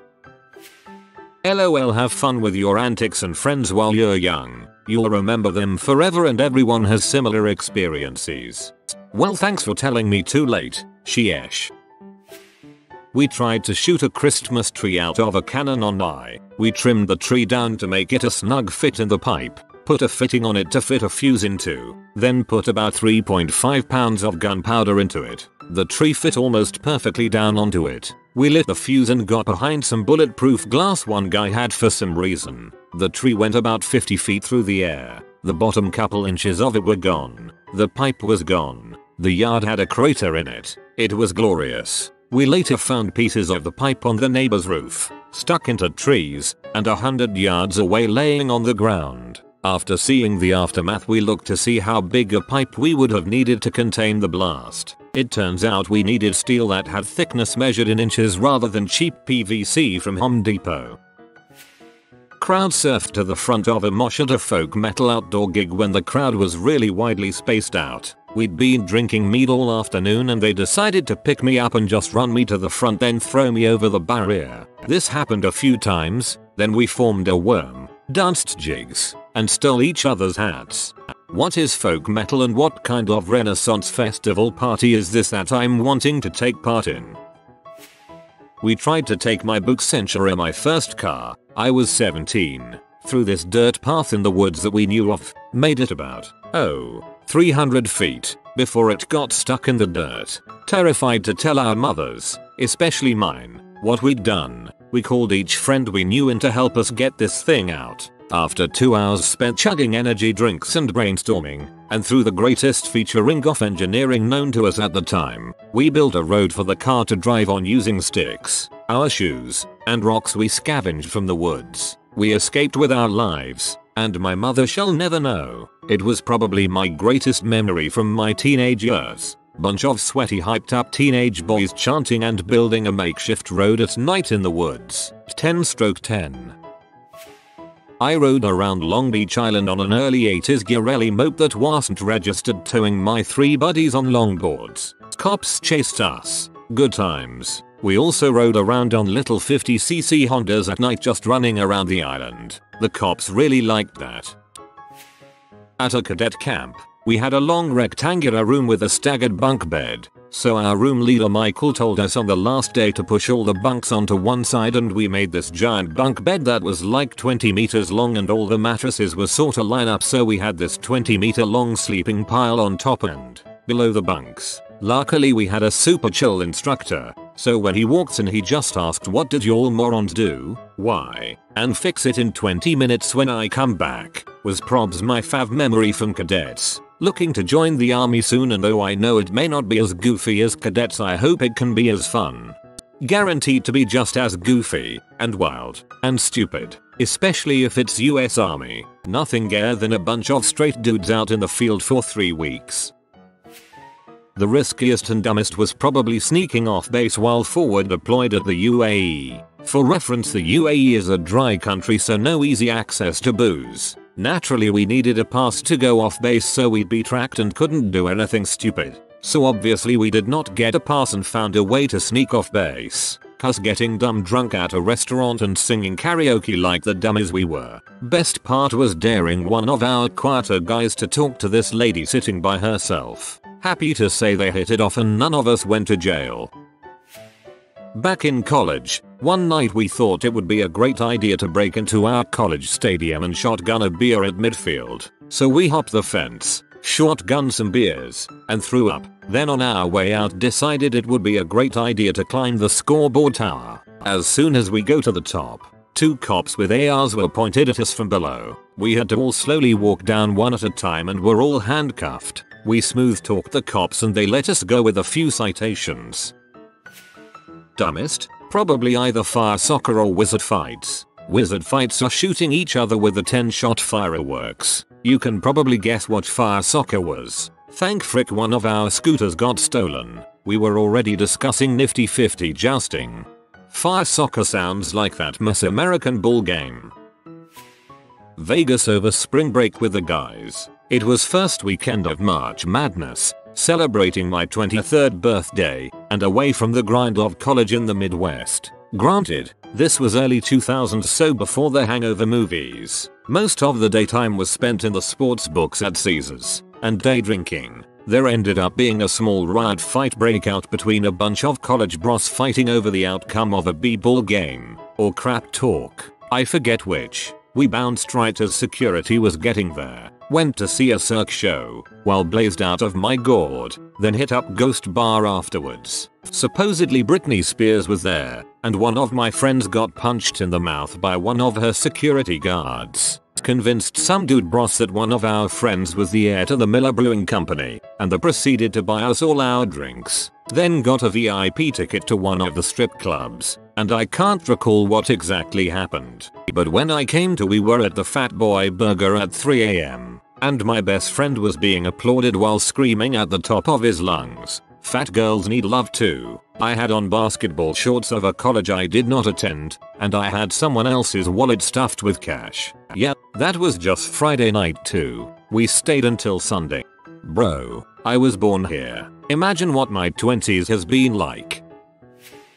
Breaking into the local school and shooting fire extinguishers at each other's 8-year-olds' faces. Turns out it will suffocate you. I swear to this day I almost died. 10-year-old me and my friends would just go around at 4 AM with a samurai sword and chop everyone in the local area's sprinklers and watch the water shoot up. As an adult I've though of the thousands of dollars in damages our dumbasses did, and I feel bad about it.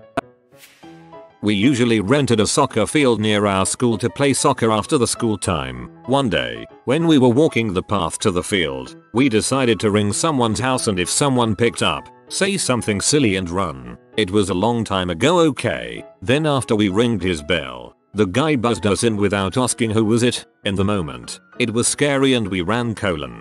Dude was probably expecting someone already.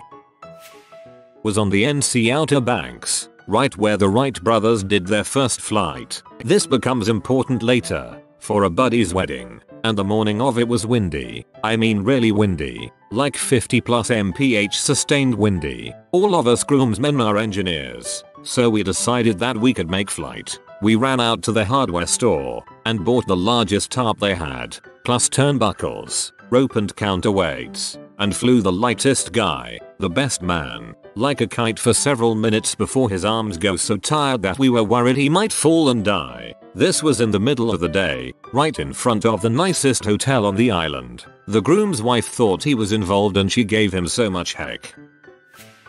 Car surfing. Driving down country highways in the middle of the night, standing on the roof hoods of our cars and jumping back and forth between vehicles. I've done so much dumb crap in my years I'm surprised I'm still alive. Just reading this gave me road rash, thanks.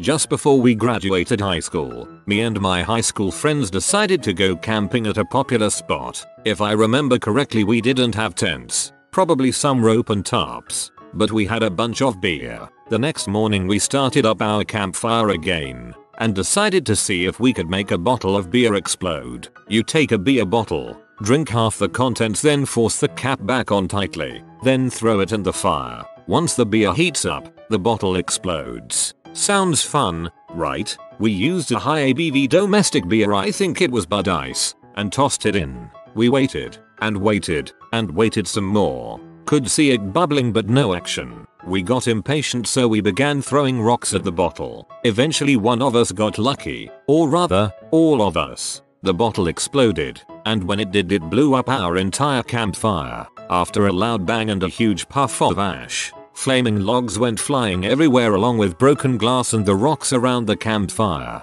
Some logs flew far enough to land near the river about 30 feet away. Fortunately no one was injured. I won't say this is the dumbest thing we did, but it ranks up there. Back when I was about 18, my friends and I phoned up every single takeaway in the local area and got them to deliver to one house in the town. We had been drinking all day and me and another mate had formulated the plan. In the UK back then at least you could start numbers with a prefix. 141 I think, which meant your number wouldn't show up, and this anyway presupposed that the takeaways had anything other than a simple landline. We picked that house because we could see it from where we were. The people on the other end of the phone could clearly hear that the house was busy, so we were able to put in some pretty massive orders from them. Of course the noise was the rest of the lads ordering from other takeaways. It took a little while, but it wasn't long before the cars started showing up at this house. The first couple of drivers pulled up and it was a bit of a farce for them, but clearly quite funny. The next few start showing up and the probably perfectly nice couple who lived there were starting to get a bit flustered and angry. By the time the drivers started forming an orderly queue of about 10 cars at a time, the couple were standing in the garden apoplectic with rage and screaming their heads off. One time me and the boys tried to take down a group of corrupt superheroes and expose the corporation that created and sponsored them. Needless to say, it got pretty wild. We crash a boat in a whale. Classic. Freaking diabolical. My friend took me gnoming in high school. That's where you cruise around retiree neighborhoods at 3 AM looking for the biggest or most unique gnome you can find and drive off. But that's not the whole point. Kids who just steal gnomes are amateurs, as they explained on my inaugural gnome hunt. They used a Sharpie to write the address of the house where it came from on the bottom of the gnome. Then we took those dang gnome everywhere with us for about 2 weeks. And back then Polaroid instant cameras were the thing. You snap a photo and it pops out of the camera. We took him to the beach. We took him fishing. Even got a great photo of him in the back of my convertible going over a suspension bridge. We took him to parties, where my friends were already known as the gnome guys, and all these drunk girls kept wanting to get their picture taken with the gnome. This gnome had the best 2 weeks of his life. Then one night, at about 3 AM, we went back to the same house and put the gnome exactly where we had found them. But we put all the Polaroids into a Ziploc bag and taped it to the gnome so his owners could see everything he'd done on his vacation. Girl with majority boy cousins growing up. Oldest cousin put his hand in a hole in a tree. A squirrel bit the tip of his finger off.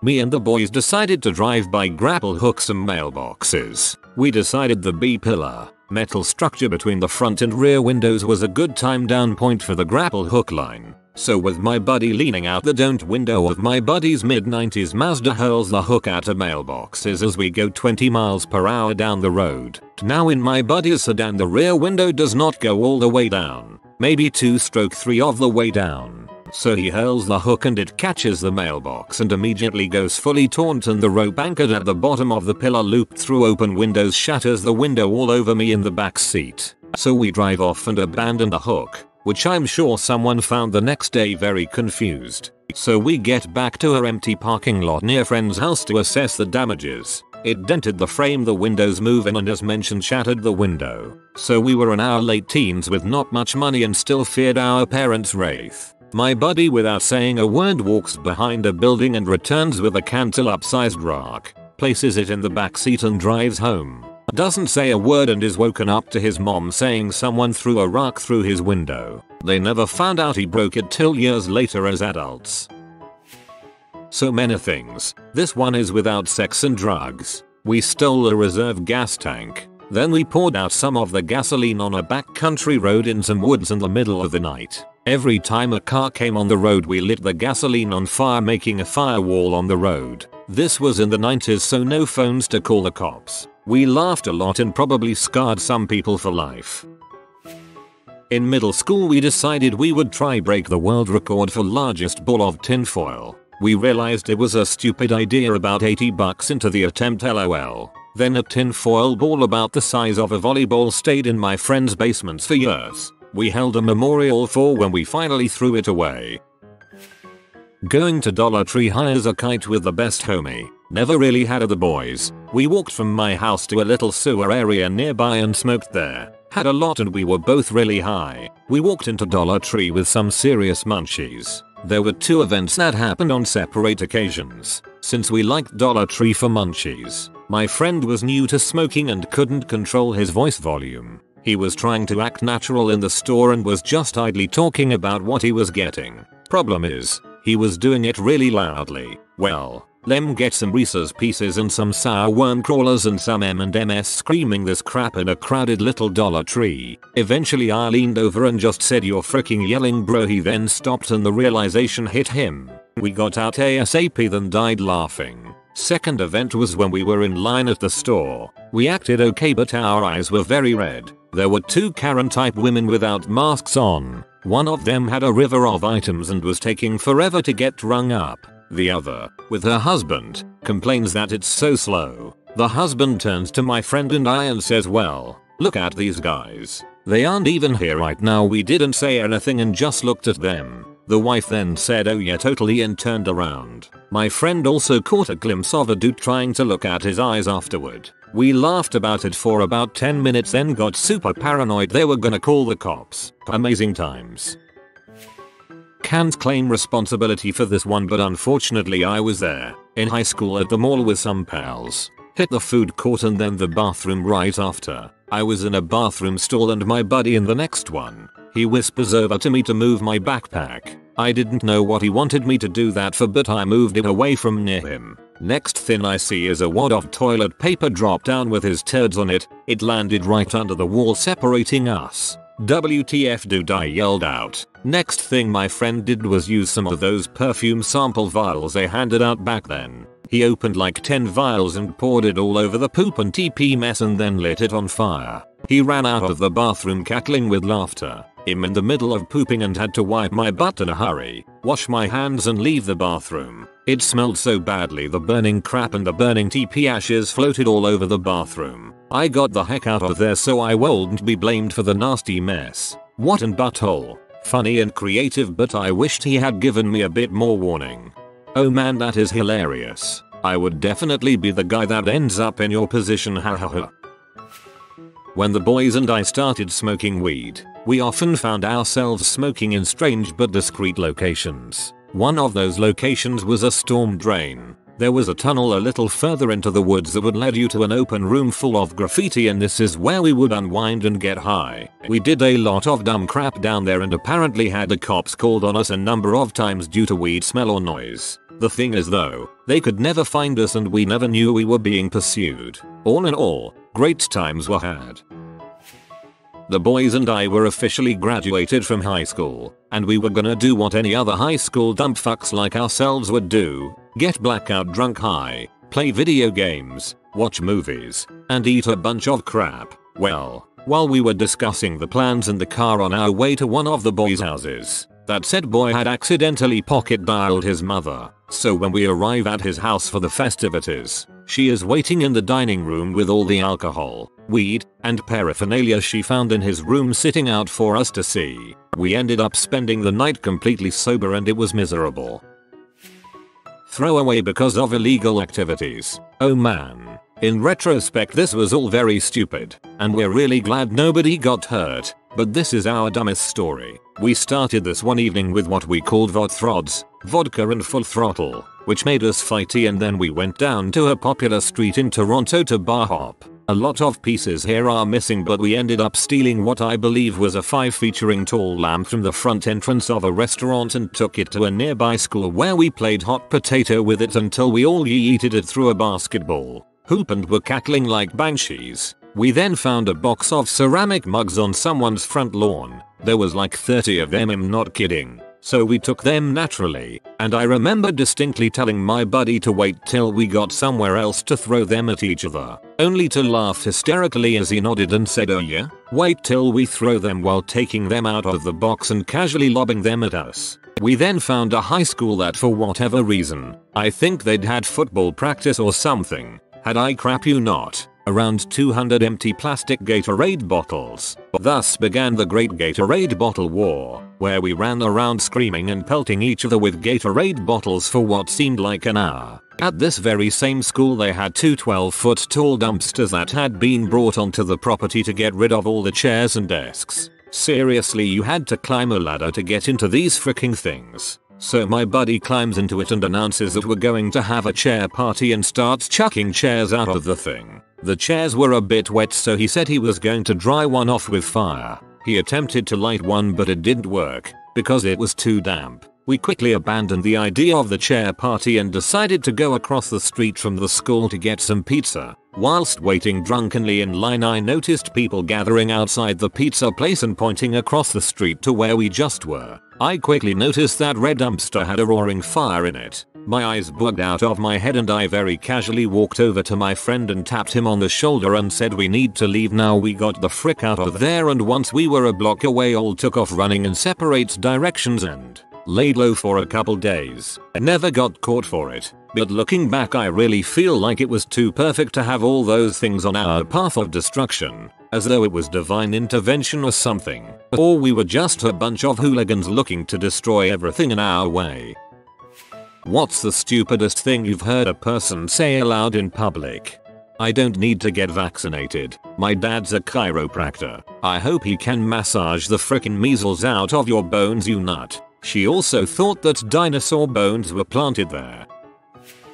My mom has brought this up to me a few times over the years. Me, 4 years old, at the grocery store, asked the man in front of us why he was black. He laughed and asked me why I was white. I said I don't know and he said he didn't either. And that is why racism is dumb. I also asked an old man why he had so much earwax. It was a hearing aid. Lovely reply from the man. I grew up on a cattle farm. A woman about 15 years older than me, I was 16, asked me after you cut off the meat from the cow, how long until it grows back so you can cut more. I wish so badly that she was fricking with me. She was not. Now that's sustainable farming. I am a nurse, so I ask a lot about medical history and current meds. Me. What medical problems do you have? Patient. None. Me. Do you take any prescription or over-the-counter meds on a daily basis? Patient. Yes. My blood pressure pill and Lasix. Me. So you have high blood pressure and heart failure? Patient. No I don't. Me. So what are the medications for? Patient. My blood pressure and heart failure. Duh.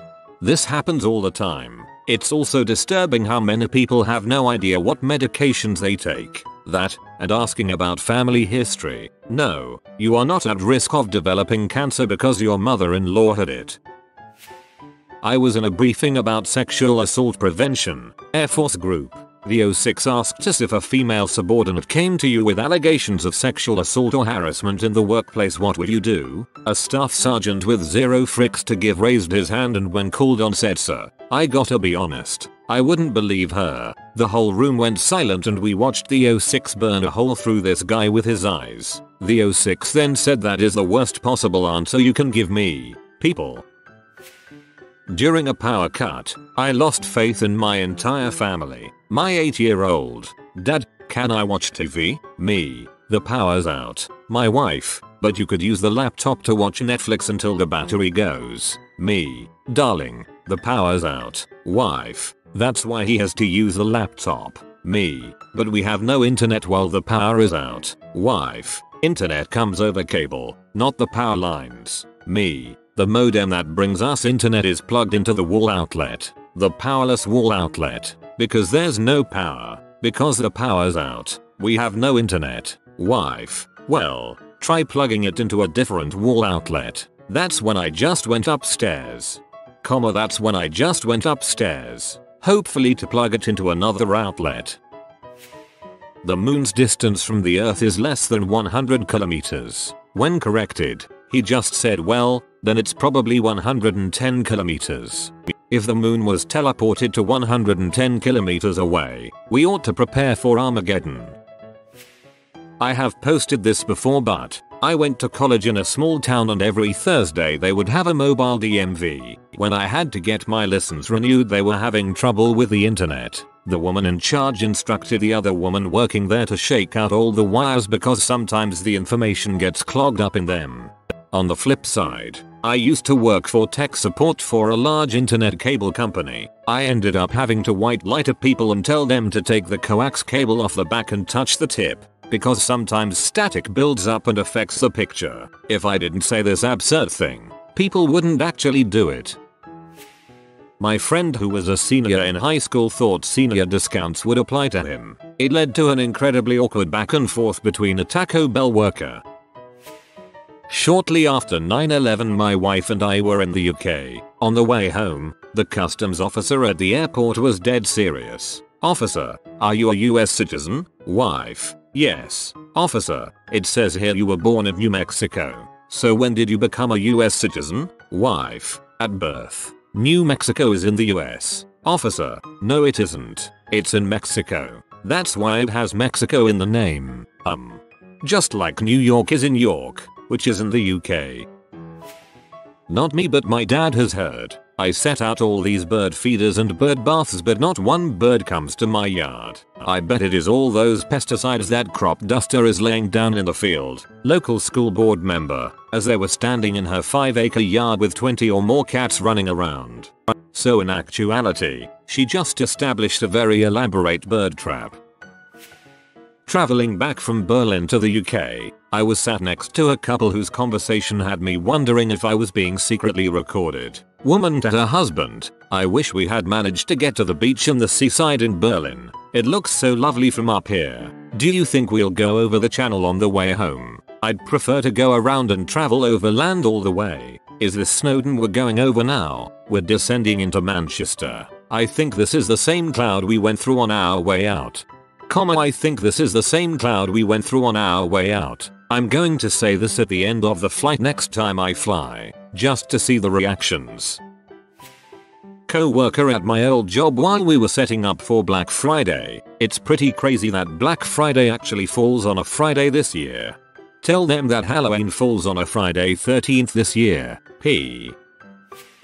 During my stints in hospitality, is that the ocean? I wanted ocean view. It looks like a lake. Nope, that is the Pacific Ocean, but hey, take a big drink if you're not sure. Guest called down at midnight annoyed as heck. Demanded we turn off the foghorn. While she found it nice for ambience during dinner, now at 2 AM it's annoying. Sure we can. Just don't mind the giant tanker that may or may not crash into your room. Can you hold the sunset tonight? I need good pictures for my Facebook. I'm sure. I thought she was kidding. Nope, dead serious. Can you hold the sunset tonight? Holy motherfuck. In retaliation for 9/11 we should bomb the Taj Mahal. Birds are mammals, right? No, they're birds. I know, but they're still mammals, right? I heard some people debating whether birds were mammals or primates. Eater. Wow. Thanks for the gold. Teenager 1. We have an exchange student in our class from Brazil. Teenager 2. Where's Brazil? Teenager 1. I don't know. I think it's a small country in Africa somewhere. She speaks Portuguese. Teenager 2. Why? Teenager 1. I don't know. I think they just like it. At least they got the language part right. Him. I'm vegan but I still eat chicken and turkey. So can I get a Cuban? A sandwich with pulled pork and ham, made with turkey instead of the ham? Me. Sure. So do you want me to take the pulled pork off? Or make it with double turkey? Him. No, leave that on. Me. Visible confusion. Okay. He comes back later with his lady all mad saying he wants a new sandwich because he didn't know pulled pork was from pig and he doesn't eat pig because he's vegan. I also forgot to mention the sandwich comes with cheese. He didn't complain about that part.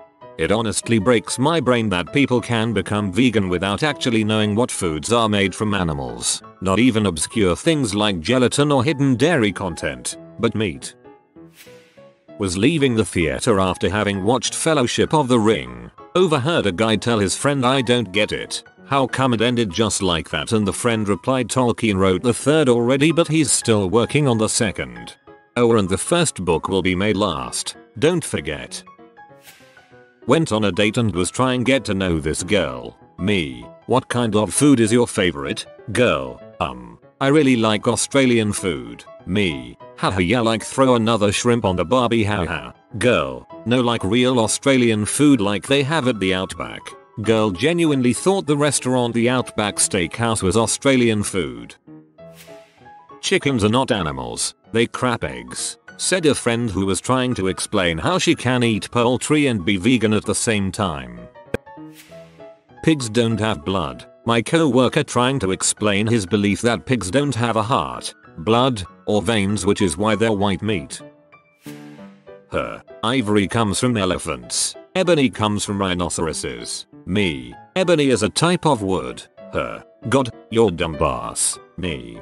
You're both wrong. They both come from pianos.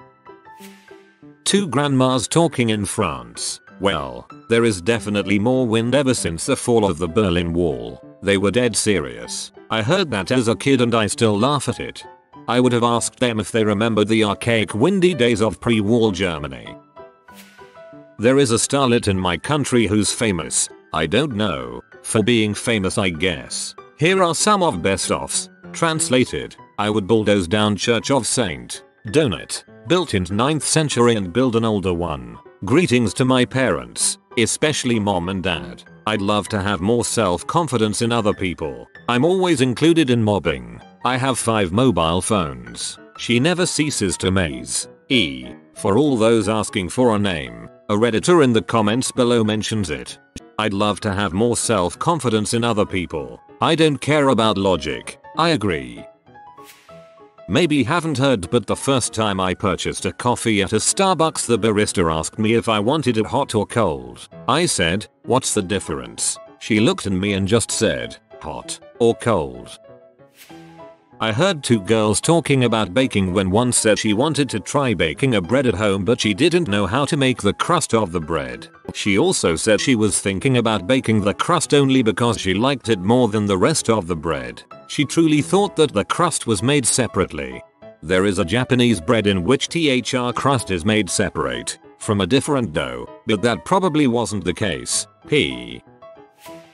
Heard on a crowded bus. She's half white, half black and half Chinese. I swear I could almost hear everyone within earshot collectively facepalm. Half man, half bear, half pig, man bear pig. I got 400 days absence in a year but still passed. High school friend dropped this when we were measuring dongs on how we got away with things. This sounds like an updated version of the Four Yorkshiremen sketch. I've probably heard worse at some point, but I remember sitting in a Starbucks on campus and this girl was telling this guy about her trip to Italy, and at one point the guy goes, "So where do you want to go next?" and she says, "I've never been to Europe before, so hopefully that. LOL. Hope she had a chance to visit Paris, the capital of Europe." An uppity woman to a server in a restaurant. "Do you know who I am? Do people realize how ridiculous they seem when they try to throw their weight around like that?" I always hope that the reply is, "I've no idea, madam." That would really grind their gears. Girl, do fish sleep? Me, of course they do. Her, yeah, they sleep in Finding Nemo, so they must do. Me, that's a cartoon. Her, defensively, yeah, but it's based on a true story. Question. A recent poll shows that 1/5 of Americans can't locate the US on a world map. Why do you think this is? Answer. I personally believe that US Americans are unable to do so because some people out there in our nation don't have maps, and I believe that our education, like such as in South Africa and the Iraq, everywhere like such as, and I believe that our education over here and the US should help the US and should help South Africa and should help the Iraq and the Asian countries so we are able to build up our future. Forgot about that gem. You don't eat bacon because you're an atheist, right? Yeah, it's one of the atheist's 10 commandments which we must follow to get to atheist heaven. Does myself count? I was shopping with my spouse after our child was born. We were in the baby aisle. She picked up a bottle of baby oil, which prompted me to ask aloud, "Wait, baby oil is actually for babies?" A woman who had been walking into the aisle laughed audibly and immediately walked away. Go to flush the system and replace the fluids every 3-5 months. Newer models don't need as much maintenance. In college I wrote a paper on one-use plastic water bottles. In the paper I suggested banning them. One girl in the class was like, "Well, where the heck are we going to get water from? The lake outside." LMAO. Everyone laughed at me like I was the stupid one. The normalization of one-use water bottles is one of the dumbest things that has ever happened. While driving around Mexico City. Person 1. Wow, Mexico City is huge. Me. Yeah, I think it's one of the biggest cities in the world. American girl. Nah, Texas is. Sounds like she's from Texas City. My friend has said two of the stupidest things I've ever heard. We were discussing climate change solutions in class and she says, "Can't we fill a hot air balloon with all the carbon dioxide and send it into space? And regarding deforestation, why don't we just clone fully grown trees?" Standing at the foot of the Jesus statue in Rio de Janeiro, I heard an American ask his tourist guide, "Are these mountains natural or man-made?" Well, they say that faith can move mountains, so maybe it was a joint effort. Late to the party, but this one stands out to me. At the DMV, girl sitting behind me talking to another lady. Yeah, her 12-month-old has to be I'd say at least a year old now. My former GF, who is a freaking mathematician.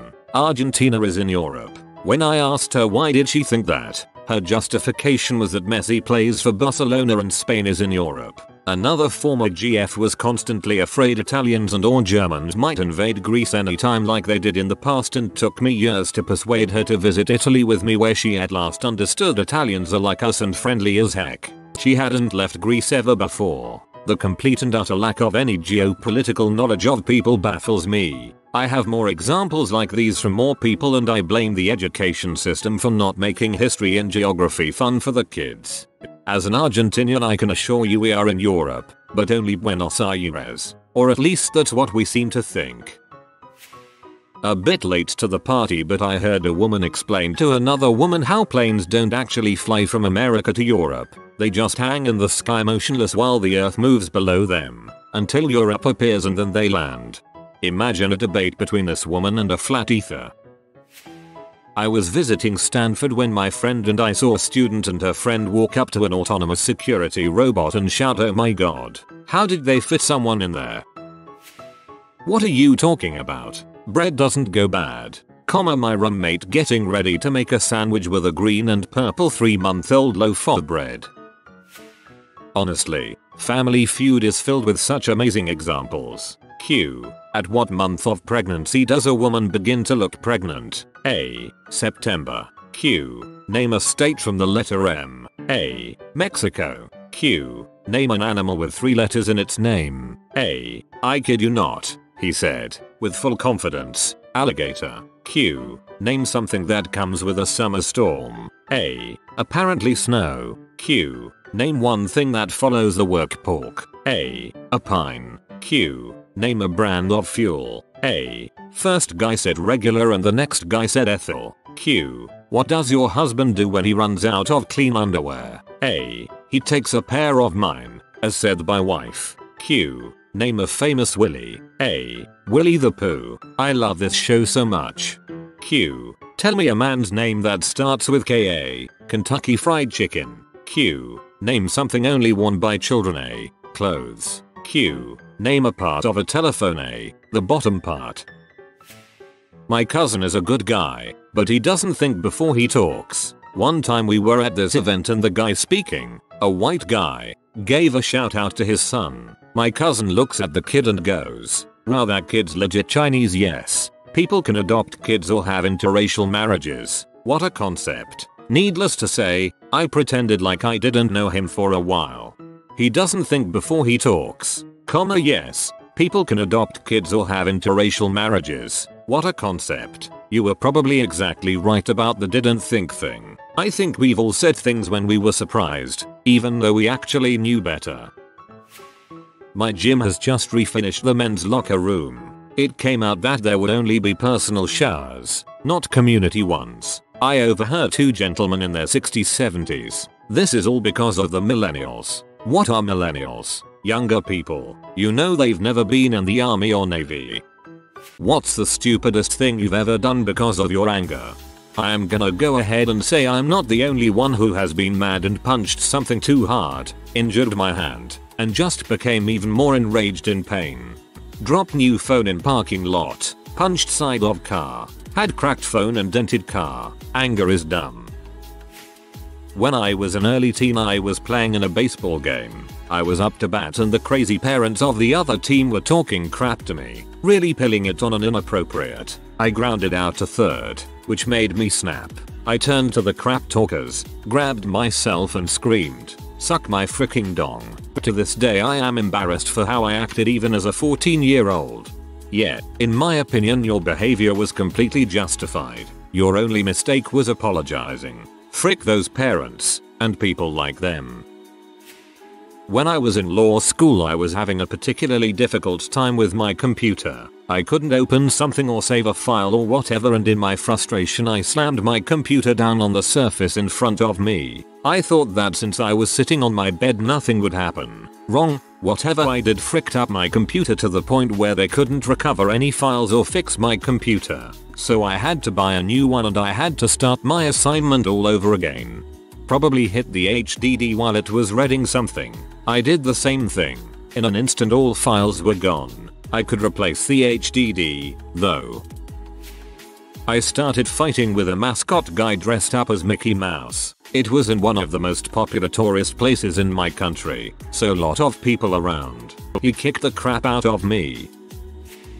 Back when camera phones were a new thing, 2004 or so, I got angry at something, unrelated to my phone, and threw my weak old camera phone against the wall. The only thing that broke was the camera. so I didn't have an excuse to get a new one. Just had to deal with the consequences of my stupid behavior for 2 years, carrying around an expensive cameraless camera phone. My old roommate got pee off while talked to his mom on the phone and threw his new original Motorola Razr like a ninja star at the wall at full strength. It actually stuck in the wall and we had a razor-shaped hole in the wall for the next few years. My girlfriend and I picked up chips and Quizo for a movie night. After heating up the Quizo and carefully carrying the bowl into the living room, I happily went to set it down on the coffee table, except it slipped and dumped about half of the precious gooey goodness all over the table. I went into a silent rage, not just because I wasted so much glorious cheese, but because we only had that one jar. I went to get paper towels. In my blind rage I couldn't get the roll off of the holder, so I grabbed it and full force ripped it off of the wall like a gorilla. Then while trying to rip off towels to wipe up the mess, I was fumbling to get the sheets to rip correctly. I then threw the roll as hard as I could across the room, paper towels trailing behind like some kind of absurd toiletry comet. I've since dialed down the anger a bit and have built a new paper towel holder. My girlfriend found the whole situation hilarious and was trying to keep her laughter to herself the entire time. Absurd toiletry comet. Look son, there goes Brawny's comet. Get a good look. It only comes around every 75 years or so. It appears in the eastern sky, over Quizo Falls. A mix of anger and laziness. I cooked up some steaks on my George Foreman. Went to clean it after but got annoyed that the gunk wasn't coming off, so I threw the entire thing in the bin. Did the same thing with the crock pot. Spent ages trying to clean it off. Finally got irritated and carried the whole thing out to the dumpster. When I went fishing for the first time with my brother, I got so frustrated trying to bait the hook that I tossed the rod right into the water, whereupon my brother pushed me into the lake to fetch it. That's a good brother.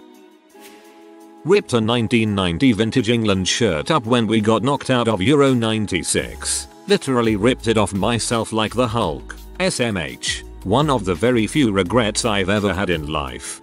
Don't worry, they have been quite crap since. Threw all the groceries on the floor while letting out a war cry. Milk split open. Green peas went everywhere. It looked like a food bomb had detonated. Hahaha, love it.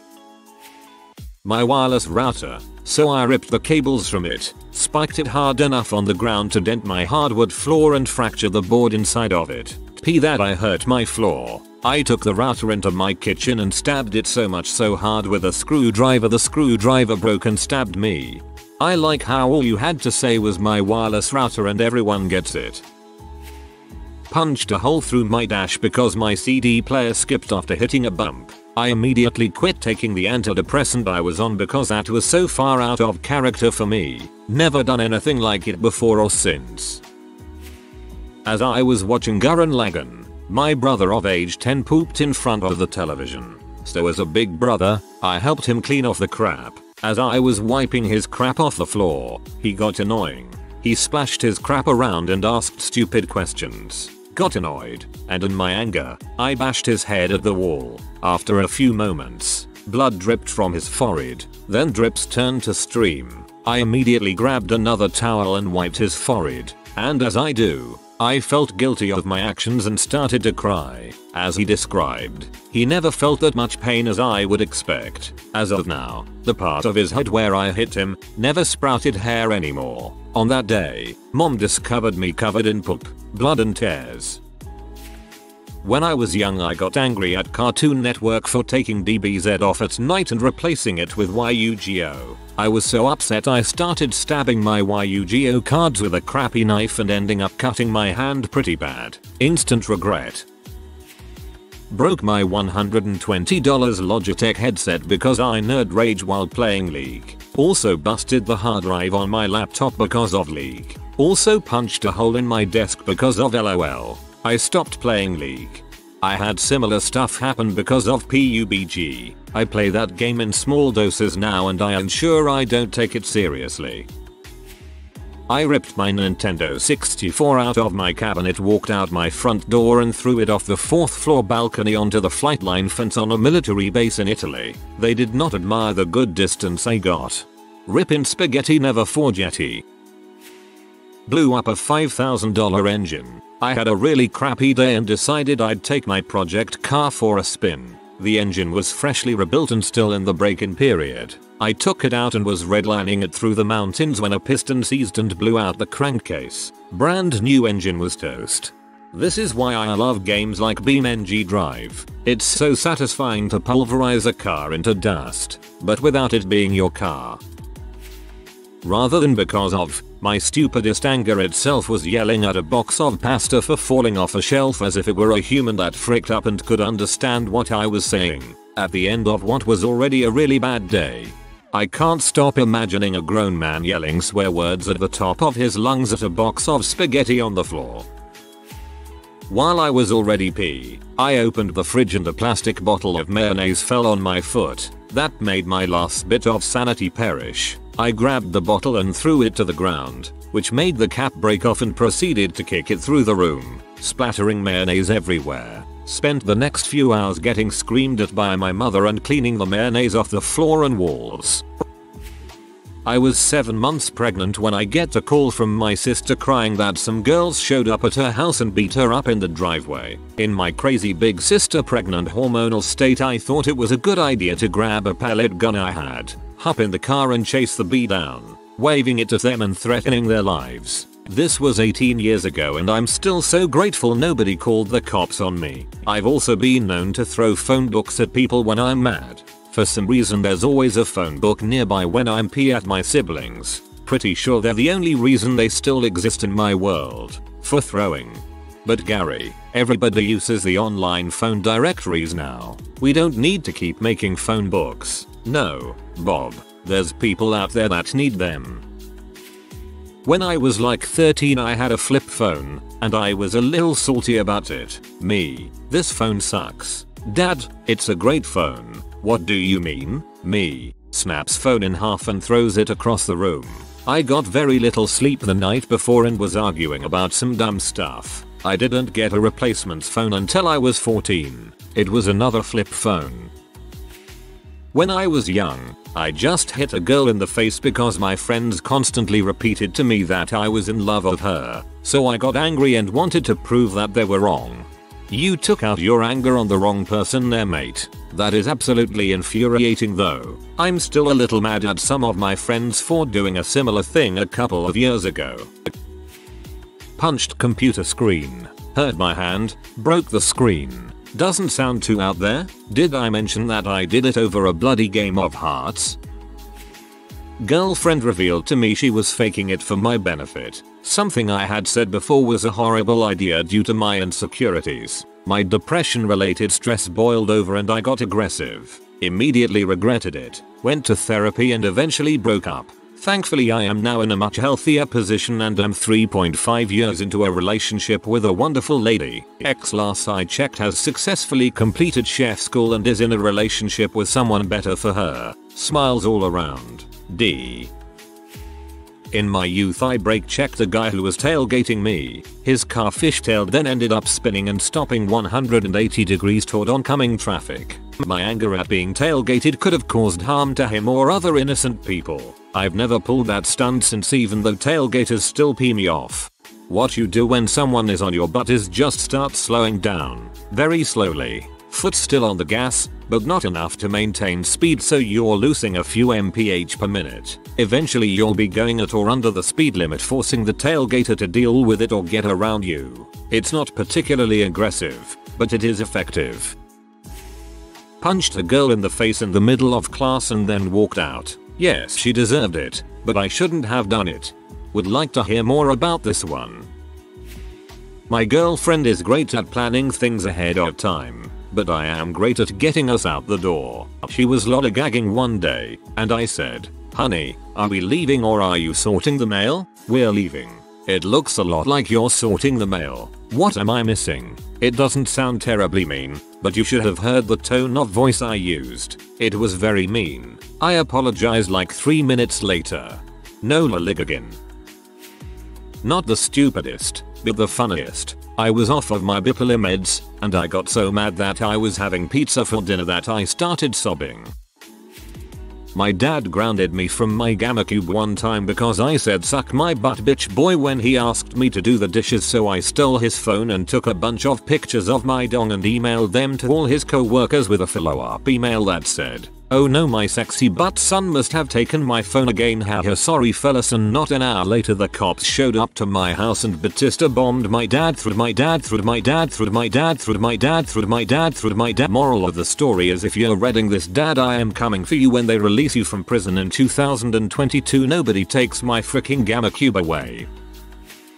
I dropped a grilled cheese sandwich while taking it off the stove, got pee and kicked it. Burning cheese splattered all over my leg, my foot, the cabinets, the carpet, the curtains, the wall, and even my dog. Kicked my brother in the nuts so bad that he had swelling and he had to get an x-ray done. It was over nothing, totally unprovoked. I'll never forget that feeling of pure sadistic hate for no reason. I immediately regretted it and never forget it out of fear of letting myself ever be consumed by rage again. Never had anger issues before and never since. I honestly don't know what came over me. I cried a lot and begged for his forgiveness, which he gave. I have a great relationship with my brother and would never like to see him harmed. I mean, I love him. My own actions really made me question my sanity that day.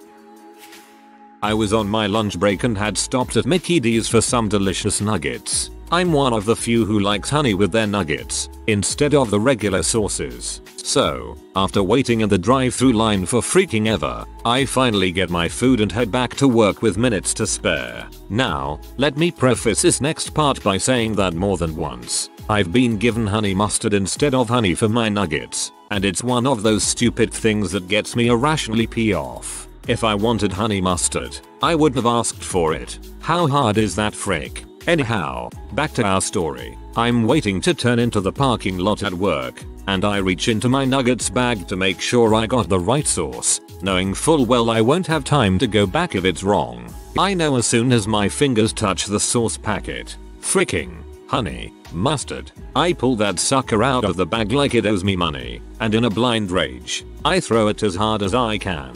Why? I'm still not sure. The sauce packet is smashed open from the force of the throw and splatters somewhat artistically over my dashboard and passenger window. Now I'm angry. I have a huge mess to clean up, and most importantly I have zero sauce left for my nugs. Defeated, I go back to work and ate some dry but plain nuggets. I left the stain there for a while to remind myself to be less of a dumbass, and also to check my order before I pull out of the drive-thru. Stupid honey mustard. Funny cause the McDonald's I live near has given me honey instead of my honey mustard.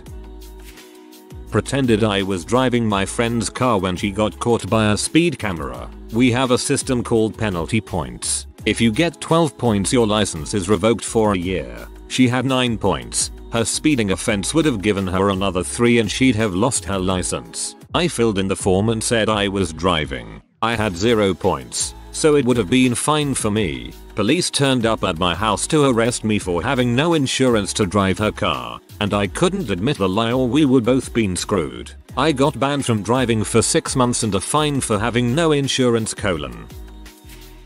Die Saints Row, the first one, the only good one. Go to take a pee. Rage still boiling inside me. Furiously flush. Push lever so hard it breaks. The second one was good too. The third is where they fricked up hard. Not quite anger, but I was driving home from college for the weekend after getting dumped. In my emotional state, ended up going 90 over a 65 mph zone. Got a $400 ticket. Got so upset about the ticket on top of everything else that I ended up going the wrong way on the next highway for about 40 minutes. In my haste to hurry home, I turned a 5.5-hour drive into a nearly 8-hour trip.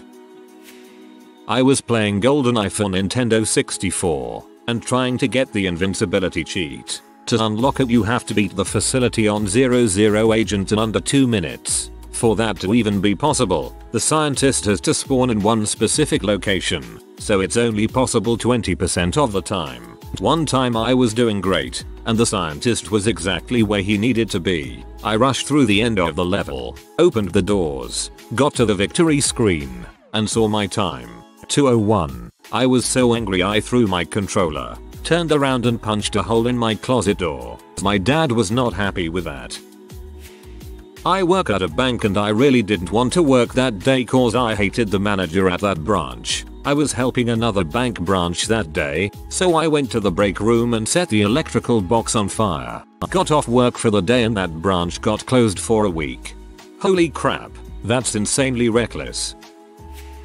As a child, nothing could quite get my temper blazing like Super Mario Bros. I used to play it on my Game Boy Advance SP and get so frustrated when I would die on the same level for the 19th time. One time I finally lost it and accidentally snapped the handheld in 2 pieces. Not me, but my ex-husband. Backstory: he was an angry, violent man. He was driving my car with me in the passenger seat. We're beginning to argue, so his temper was flaring up. While he's driving and yelling at me, he hits the steering wheel in frustration. Seconds later, we hear a car horn honking continuously. This pisses him off even more, screaming heavy and percent at his honking at me, and I quickly realize it's my car that is honking. I wanted to laugh so hard but I had to compose myself, otherwise I'd be hit next. I calmly told him it was my car, and he hit the steering wheel again, and sure enough, the honking stopped. The look on his face was priceless. He felt so stupid. The rest of the ride was a quiet one. Oh, and the next day, it was raining hard and cold outside. We're in our apartment chilling, and we all of a sudden hear a car horn honking continuously. I looked at him and smiled. He promptly got up, grabbed my keys and walked outside to turn my car's horn off. Lawnmower bag kept falling off the back while trying to mow front lawn. Tried to bend tabs to make it stop. Ended up gashing both hands open. Threw bag across lawn followed by lawnmower, which I broke and then had to fix to finish mowing lawn. Wife watched the whole thing and laughed hysterically, which caused even more anger. So when I was 17 I was driving around in my parents' car 05 Ford Focus, with my GF at the time back to her place. Standard stuff. Needed to take a left, missed the protected green arrow. So I waited until the light went red and it would be all good as the incoming traffic would stop. Wrong. Started my left and a lady flew through the intersection, going approximately 15 over the speed limit according to insurance investigation in a Dodge Durango. Hit me in the front right tire so hard it spun us around to a 360. Grateful we didn't flip and I wasn't a foot forward, as the GF would be dead from a T-bone collision. And somehow we escaped pretty well off, and the first thing I did when I got out was scream at the lady that hit us, "What the frick were you doing, you fricking idiot," again. I was 17 and all I could think of was how fricked I was instead of how lucky I was that nobody was seriously hurt. My parents' car was definitely totaled and done for. The lady's car had her engine block dang near at the steering wheel. Would I lose my license? Will my parents ever let me drive again? My GF's mom is def not letting me drive her daughter again. Well, my anger cooled a bit and I made sure everyone was okay, but I was still upset. Ended up being ruled as my fault even though 2 witnesses claim I had right of way and she ran the red, with her daughter in the front seat like WTF. And I stay convinced to this day that it was because I was angry and mean to her and the police officer who seemed like he couldn't be bothered to take care of us that night. TLDR. Lady ran a red, totaling 2 cars in the process. Got ruled in my fault probably cause I was mean to her and the cop. At least in Ontario that would be your fault. Joint fault in best case scenario. Making unsafe left turn. I was so upset that I accidentally broke my computer while trying to clean it with Windex that I grabbed a box of eggs and started to chuck each egg in any direction in my backyard. Stabbed myself in the hand with a steak knife. I was holding a tub of ice cream and trying to scoop out some, but it was frozen solid so I was not having any luck. I got pee off and grabbed a knife. Needless to say it went through the ice cream quite easily and into my hand. I may have an ice cream addiction and act irrationally when I cannot get it. I was in the throes of drug addiction at the time, but I beat the crap out of my brother. Like, broke several bones in his face. He's been incredible to me though and supported me as I got and stayed clean. I also once smashed my work computer in rage and frustration. I would not speak to my brother again if he did that to me. I remember having really bad PMS once and being really irritated. My tights had run, so I emptied out my underwear drawer to find a replacement pair. Then I felt my nose was snotty. Went to get some TP from the bathroom but it wouldn't unravel properly, so I smashed the roll of TP against the cistern. Lastly, my lips felt chapped, so I emptied out my makeup bag, looking for a lipstick. My then BF said, "I could tell where you'd been. You left a trail of destruction." Then I saw the funny side and calmed down, whilst my BF did an impression of a busted up roll of TP. Got mad at my mom for doing something and decided I would throw my phone against my bed to get my rage out, forgetting I had left a plate on there earlier. Phone hit plate and then rebounded into the wall and smashed to pieces, and I ended up just angry at myself for being so dumb. Cops move my car without telling me. Move it to an illegal parking spot, a bus stop, where they then tow said car 2 hours later. What other blood-boiling moronic cop stories do you have? I was at LAX picking up my parents. There are cars everywhere, so it's stop and go. An airport cop waves me over to a spot and I go over. He tells me to turn the car off. As soon as I did it, he began writing me a ticket for parking in a loading zone. He told me to do it. Always point out to them the mistakes and try to argue with common sense. My buddy got stopped for DUI, although when the cops found him he was not in the vehicle and it was completely closed. They asked him to get in and park it in a real spot. He got in, started it, and was promptly told he was under arrest for DUI after doing what they only just told him to do.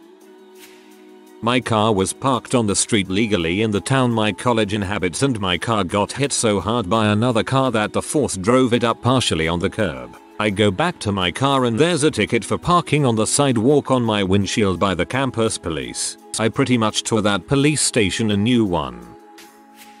My mom and I were sitting at a busy intersection, waiting to turn left. In all 4 directions, there were double left turn lanes, a single straight lane, and a single right turn lane. We were in the rightmost left turn lane, just waiting. Blinker on. My mom remarked that there was a cop behind us, but neither of us thought much of it. The light turned green with the arrow, so we turned left. The cop behind us instantly flashed his lights and pulled us over. When he came up to the car, we were confused as heck. "You made an illegal turn," he said. "From the turn lane?" my mom asked. "That wasn't a turn lane. That was a straight lane. You were in the straight lane but turned left." Mom and I just looked at each other. That was a double left turn lane, just like in all the other directions. The cop got testy. "No, it was a single left turn lane. And you screwed up." I think he was starting to doubt himself a bit, though, as we kept staring at him with bewilderment and looking at each other. He ended up letting my mom off with a warning. I drove back to that intersection the next day, and of course, it was a double left turn in every direction. Not sure what burr was up the cops, but that day, at least he didn't write us a ticket. He let her off with a warning because he realized he was wrong but didn't want to admit it.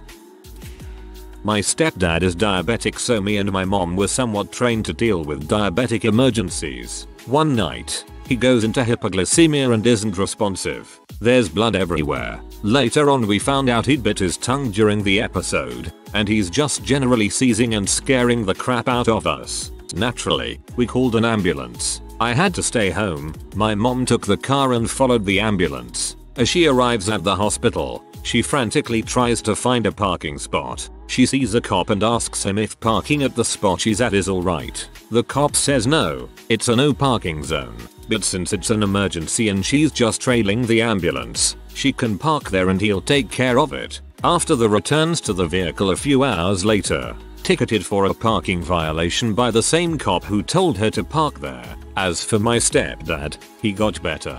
What an absolute dong move. My car was near a shooting. I wasn't allowed to move it because it was in the crime scene. So, I ended up with a parking ticket because it was a 2-hour parking spot. YTF did the parking authority ticket it while it was in a crime scene? I fought that one and won though. Parking authority are not the brightest crayons, nor the sharpest bulbs. My mother used to tell us a story of when she was a young teacher and had to drive somewhere. She parked her car on the side of the road and the local council came and built a bus stop around her car while she was doing whatever she'd gone into town for. When she got back she'd been given a fine. I never believed it, but I enjoyed hearing my mum talk of the bus stop conspiracy. After a night of hanging out playing video games in my parents' garage at the ripe age of 18, I decide to take about 7 of my friends home since I was the only one who could drive. It's about 3 AM. I am literally pulling my old Eurovan out of my own driveway when 2 squad cars charge up both sides of my street, block me in. And then 4 more cars, 2 for each side of the street, roll down and further block any traffic from entering the street. A cop walks up, casually demands to know where I live and what I'm doing out so late. I hand him my license, point to my house, and then gesture to the crowd of pea-stained teenage boys cowering in the back of my van. They had gotten a noise complaint about 2 hours back, staked out the site. Paraphrasing from what I remember of that conversation, one thing to point out was street cleaning had been that day, so the gutters were cleaned. The cop accuses of smoking marijuana and that he can tell because it has a sort of sweet smell. Let me tell you, Reddit, I hadn't started smoking pot yet, but when I did, I tried to identify that sweet smell 9 years of medicinal marijuana later and I still haven't smelled anything sweet. The cop even went as far to say I am lying and picks up a burnt cigarette butt out of the gutter and threatens to have me charged with littering. This was what broke the camel's back. At once all the friends in the back start cracking up with loud laughter. My one straight edge friend wipes his tears away long enough to say, "Sir, you can do that but you'll lose." Shlomo Baggins here has never smoked a cigarette in his life. Red face, the cop walks away and we spend the next 15 minutes laughing our asses off at all the cops who tried to back out the street they'd so expertly blocked. I swear it looked like something out of a Benny Hill tape. We have a saying in San Clemente, California, it's illegal to be 1822 in San Clemente. Cops are so bored in that town it seems fitting.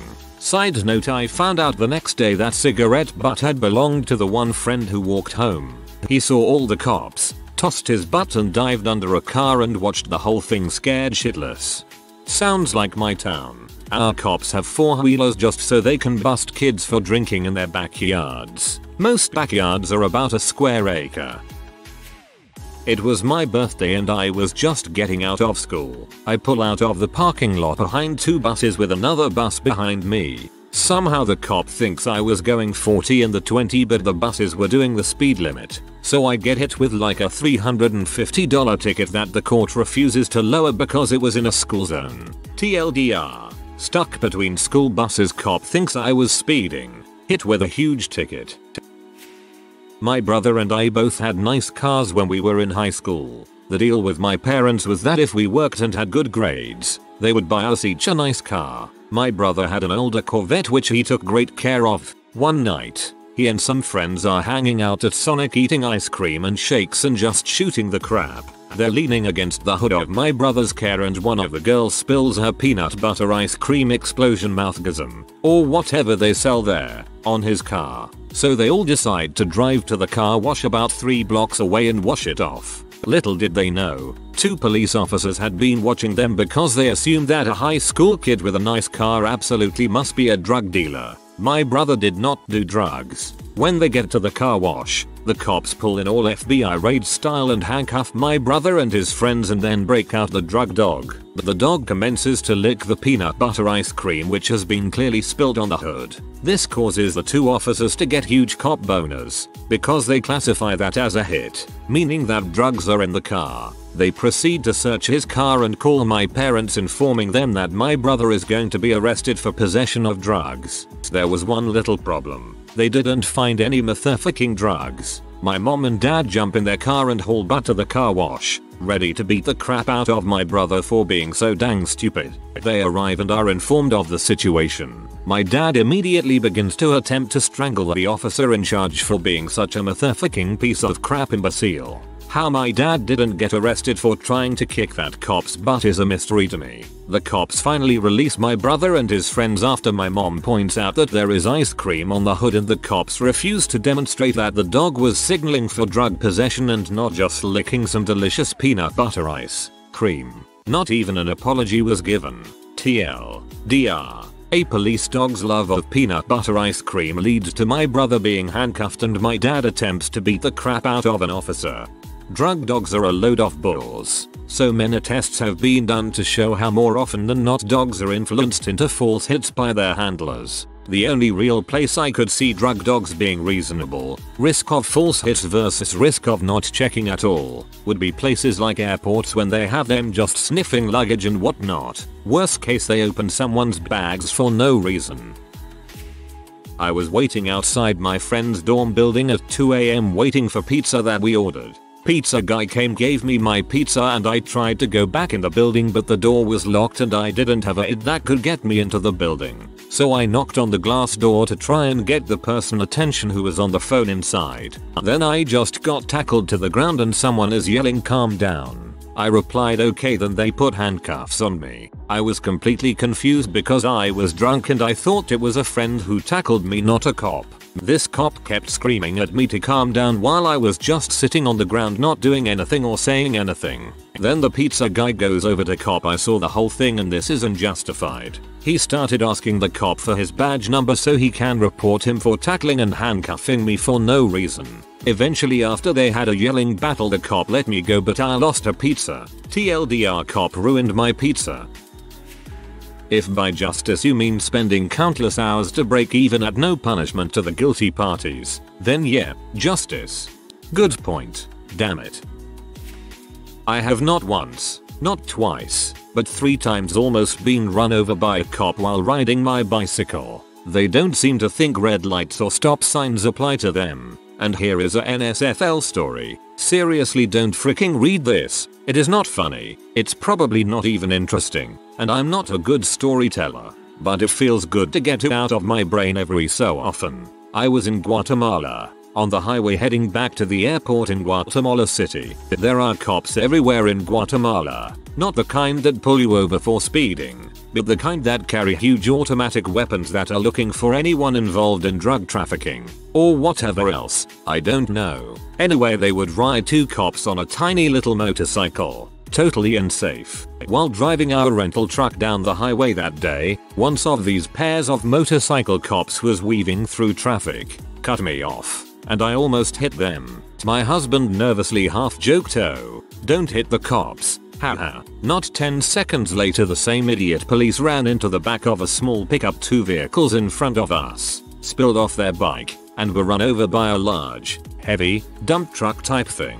One of them survived, at least as long as we stayed there, as only his legs had been flattened. The other was not so lucky. Watching flattened legs guy crawl desperately towards his obviously very dead partner was the most gut-wrenchingly terrible thing I've ever seen. Then we actually had to get out of our truck and move their bike out of the way so we could leave. No way in heck were we staying there as witnesses. I have no idea how the law works in Guatemala, but I wasn't about to find out.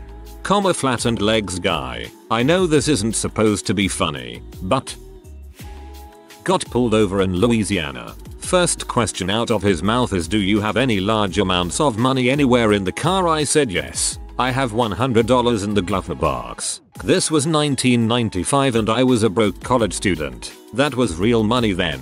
He goes in the glove box, pulls the cash out of the envelope that said "Happy Birthday, Love Grandma," and walks off. He then gives me a ticket for excessive acceleration. Mind you, wasn't speeding, wasn't redlining. Takes my license, says "We're keeping it until you pay up. I can escort you to the station." Mind you, I have no license, just a receipt for it he gave me. He does so at 80 miles per hour, where I'm forced to pay up. Turns out, it's perfectly legal to seize any and all cash in a car. The standard is suspicion of drug activity. You do not have to be guilty of anything for them to take all the cash you have. FTP. Seriously. My cousin was on a highway entrance ramp when a cop came speeding up behind him. It looked like the cop was going to barrel into him, so he assumed it was an emergency and pulled over to let the cop pass. Said cop immediately pulled him over and ticketed him for reckless driving. My uncle works for the city government and had a friend with access to the highway camera footage. There was a camera with perfect view of the entrance ramp. My cousin and his friend spent a day looking over all the footage to try to find the incident. They did, took it to court, and got the cop suspended. Justice. People forget that local gov state-fed cameras are public property and subject to requests for information. Justice 9 months later, combined with countless hours and trips wasted dealing with the situation, is hardly justice. I just fume at things like this because I've paid countless unfair tickets and dealt with bureaucratic bulls. I have paid a ticket I knew was unjust and wanted to fight, but it would become a game of my word against the police. The cost of the time spent fighting it would be more expensive than paying it. It's a shame that things like this are the case. I was legally parked, and the woman in front of me couldn't get out. She called the police. They came, towed and impounded my car. I paid to get it out, then went to a hearing to fight the tow as illegal. The person, who was not a judge but a desk-only type of police officer. I had a copy of the police report from the tow company, who were at a loss to why my car was towed, which stated that my car was legally parked, but that I could not be found and the woman needed to leave for work. I pointed that out to the dong behind the desk, and he said he to talk to the cop to come up with a reason for why the car was towed, and that I would get a letter in the mail. I got a letter saying I was being investigated for a hit and run. They filed false paperwork to cover their own asses, and I lost $500 for the tow and release. WTF. The only way to fight it is to go to the Supreme Court in Oakland on a day that I can't get off from work, so I'm fricked and just give up. Unless you make more than $500 a day at work, I would find it worthwhile for you to pursue this a little bit further. Don't let them get off easy for screwing you. I don't know your situation, but I'm sure most bosses would be fairly lenient if you told him or this story. Once my friend and I were kind of driving around aimlessly, not speeding or anything. She is one of those drivers who always goes the speed limit. All of a sudden this cop car comes up behind us, pulls into the other oncoming lane, drives up beside us, then slams on the brakes. It was hilarious, looked like something from a movie, and pulls us over. So we're kinda like, I wonder what we did. He comes up to the window and all you see is huge gut right in front of us. He tells us we were speeding in a school zone, which we absolutely weren't, so we politely disagreed. Then he said, well, you weren't wearing your seat belts, which, of course, we both had on for the whole drive. So again, we politely disagreed. He then said, well, okay then, just remember to drive carefully, and he drove off. He didn't argue with us, or issue us a ticket, just drove away. Was very weird. We were living in Hawaii and I had my 4 kids in the car with me. The cops like to set up seatbelt checks and stop everyone and give out tickets for no seatbelts. I stopped for the cop standing in the middle of the road. He looked at me, my daughter in the front seat, my daughter behind me in a booster seat, my infant in the middle of the back seat in a rear-facing car seat. Could barely see my other son sitting on the other side of the car seat. Said he wasn't wearing a seatbelt and to pull over to the side of the road. I looked back, couldn't see anything but the top of my son's head, so I pulled over, got out, checked him. He was wearing his seatbelt, but apparently the cop couldn't see it. By the time the cops had worked their way down the long line of people they were writing tickets for, we had a different cop writing my ticket. I told him my son had been wearing his seatbelt. You just couldn't see it over the baby car seat. He starts being all angry and then asks for my license. My husband was military and the law is that as long as you have a valid military and your state of record license is valid even if it is expired. The cop insisted I was wrong and that he could arrest me right there in front of my children if I didn't take the ticket for not having my son in his seatbelt. I took the ticket, checked the law when I got home, took my ticket to court and got it thrown out.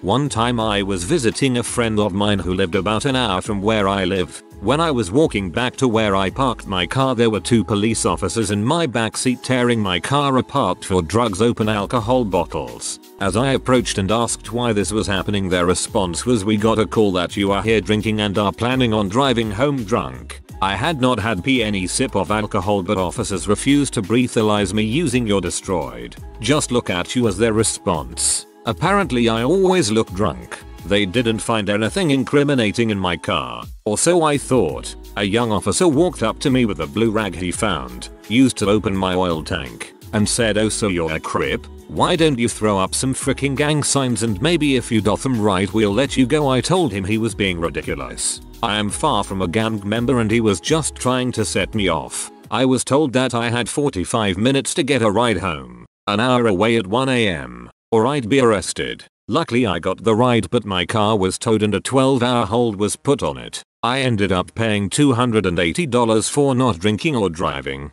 but felt like a total bad butt because the receipt says I was endangering the public. I haven't been back to that town since. TLDR, I got accused of being a gang member and had my car towed for not drinking and not driving. I guess the red rags I have in my toolbox make me a blood thug life. I had all 4 of my car's tires get slashed in my girlfriend's front yard one night a few years back. Chilliwater FL, outside of Orlando, Seminole County Sheriff. Didn't notice it until I tried to drive to class the next morning. Called the cops and they came out and did a report. The cop that came told me to leave it right where it was, on the side of a very rural, very low traffic road. Take the wheels off and bring them to get the tires replaced. That I would be fine leaving it on concrete blocks right there. So, the next day I get my roommate's pickup, drive to my GF's house, put it on blocks and take my wheels to the used tire place like 30 minutes away. I was gone maybe 3 hours total. In that time another cop, who was filling in for the guy from the day before, saw my car on blocks, assumed it was abandoned, and had it impounded. The best part is that, because there were no wheels on it, they broke the concrete blocks out from under it with a sledgehammer, dragged it on its undercarriage like 20 feet and up onto a flatbed. Then they dropped it on its belly in a dirt lot in the middle of Cracktown. Cost me $250 to get it out of impound and it had over $2,500 worth of damage to the steering, suspension, brakes and bodywork. Think anyone cared? Nope.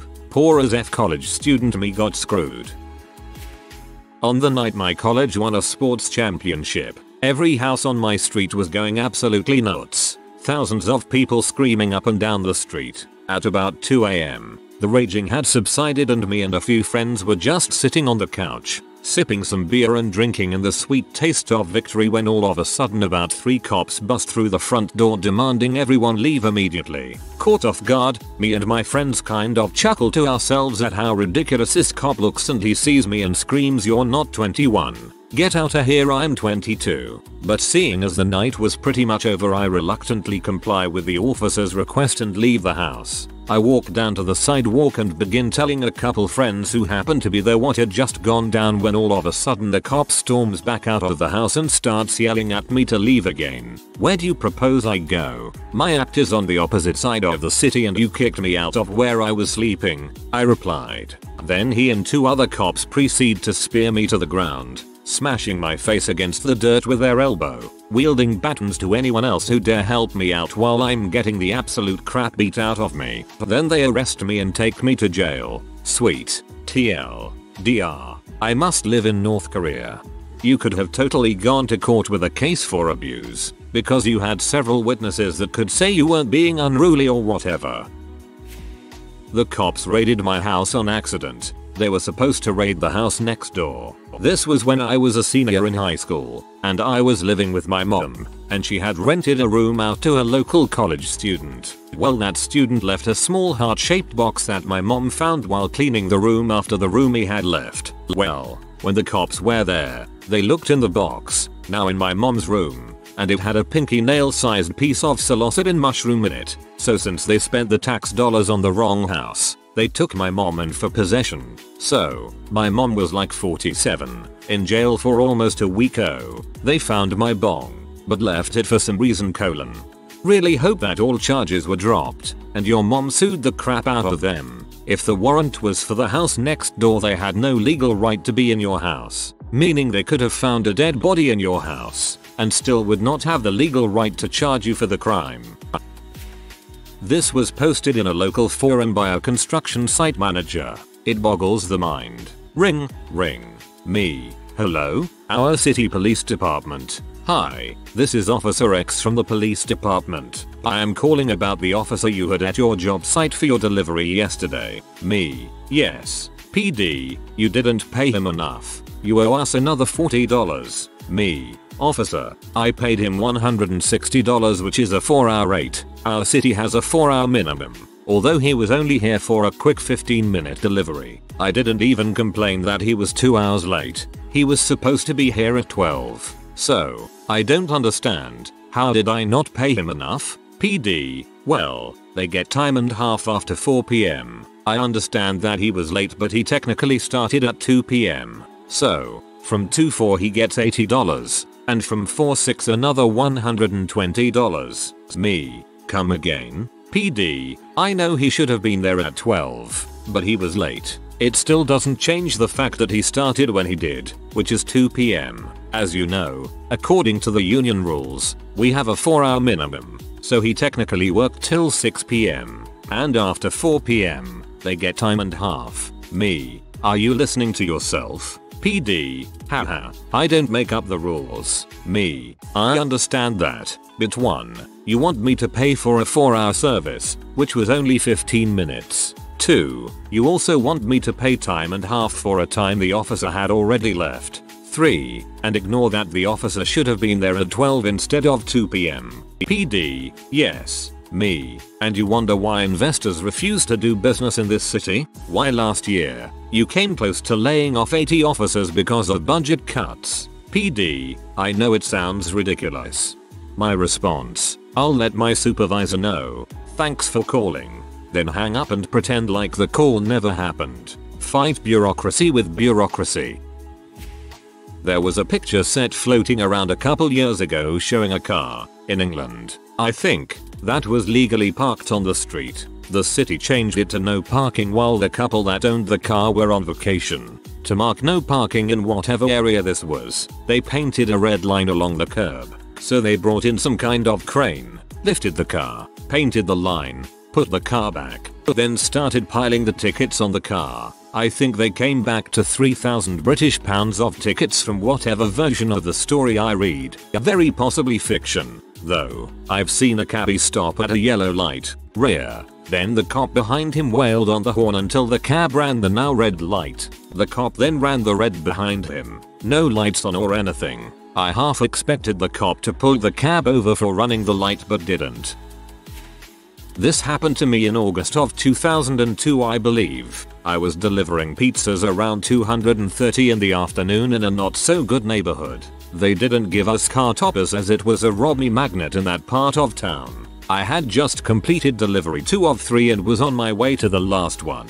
I was in the far right side of a 4-lane road when I see a cop flying up on my left side. Naturally I pull over and wait for him to pass. He pulls in front of my car with his gun drawn and starts going through the felony stop motions. Right as he gets out, I look in my rear view and see a train of 7-8 more police vehicles. At this point I realize that crap has gotten real. So, the initial cop is going through the motions, and when he finally gets me out of the car he stops giving me orders. I'm assuming at this point that he saw my work uniform and realized the mistake. All the while with his gun still pointed at my head. So I politely ask him what he'd like me to do, and he finishes and gets me cuffed. So I'm standing there watching as a dozen cops tear apart my car. There was absolutely nothing in there besides trash and pizzas. I smoked pot back then but didn't have anything on me. So I'm standing there not saying a word, and I still have no idea why they are arresting me and tossing my car. They then put me in the back of a cage car and start taking my info,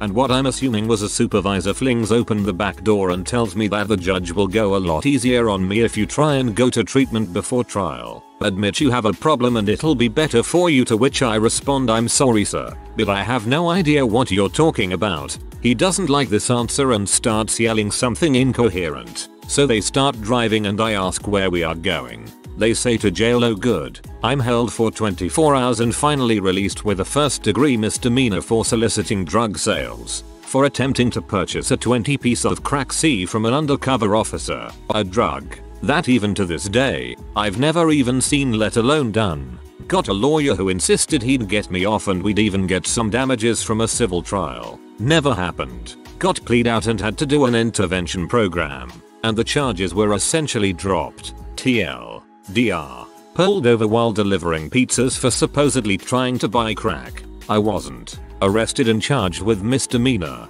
Fricked by lawyer on top of it. I changed lanes in front of an undercover cop car. There was plenty of room, but dude proceeds to speed up and ride my butt. I sped up to change lanes and let him pass, but he continued following me till he pulled me over. I do admit I should have maintained speed rather than given to his intimidation.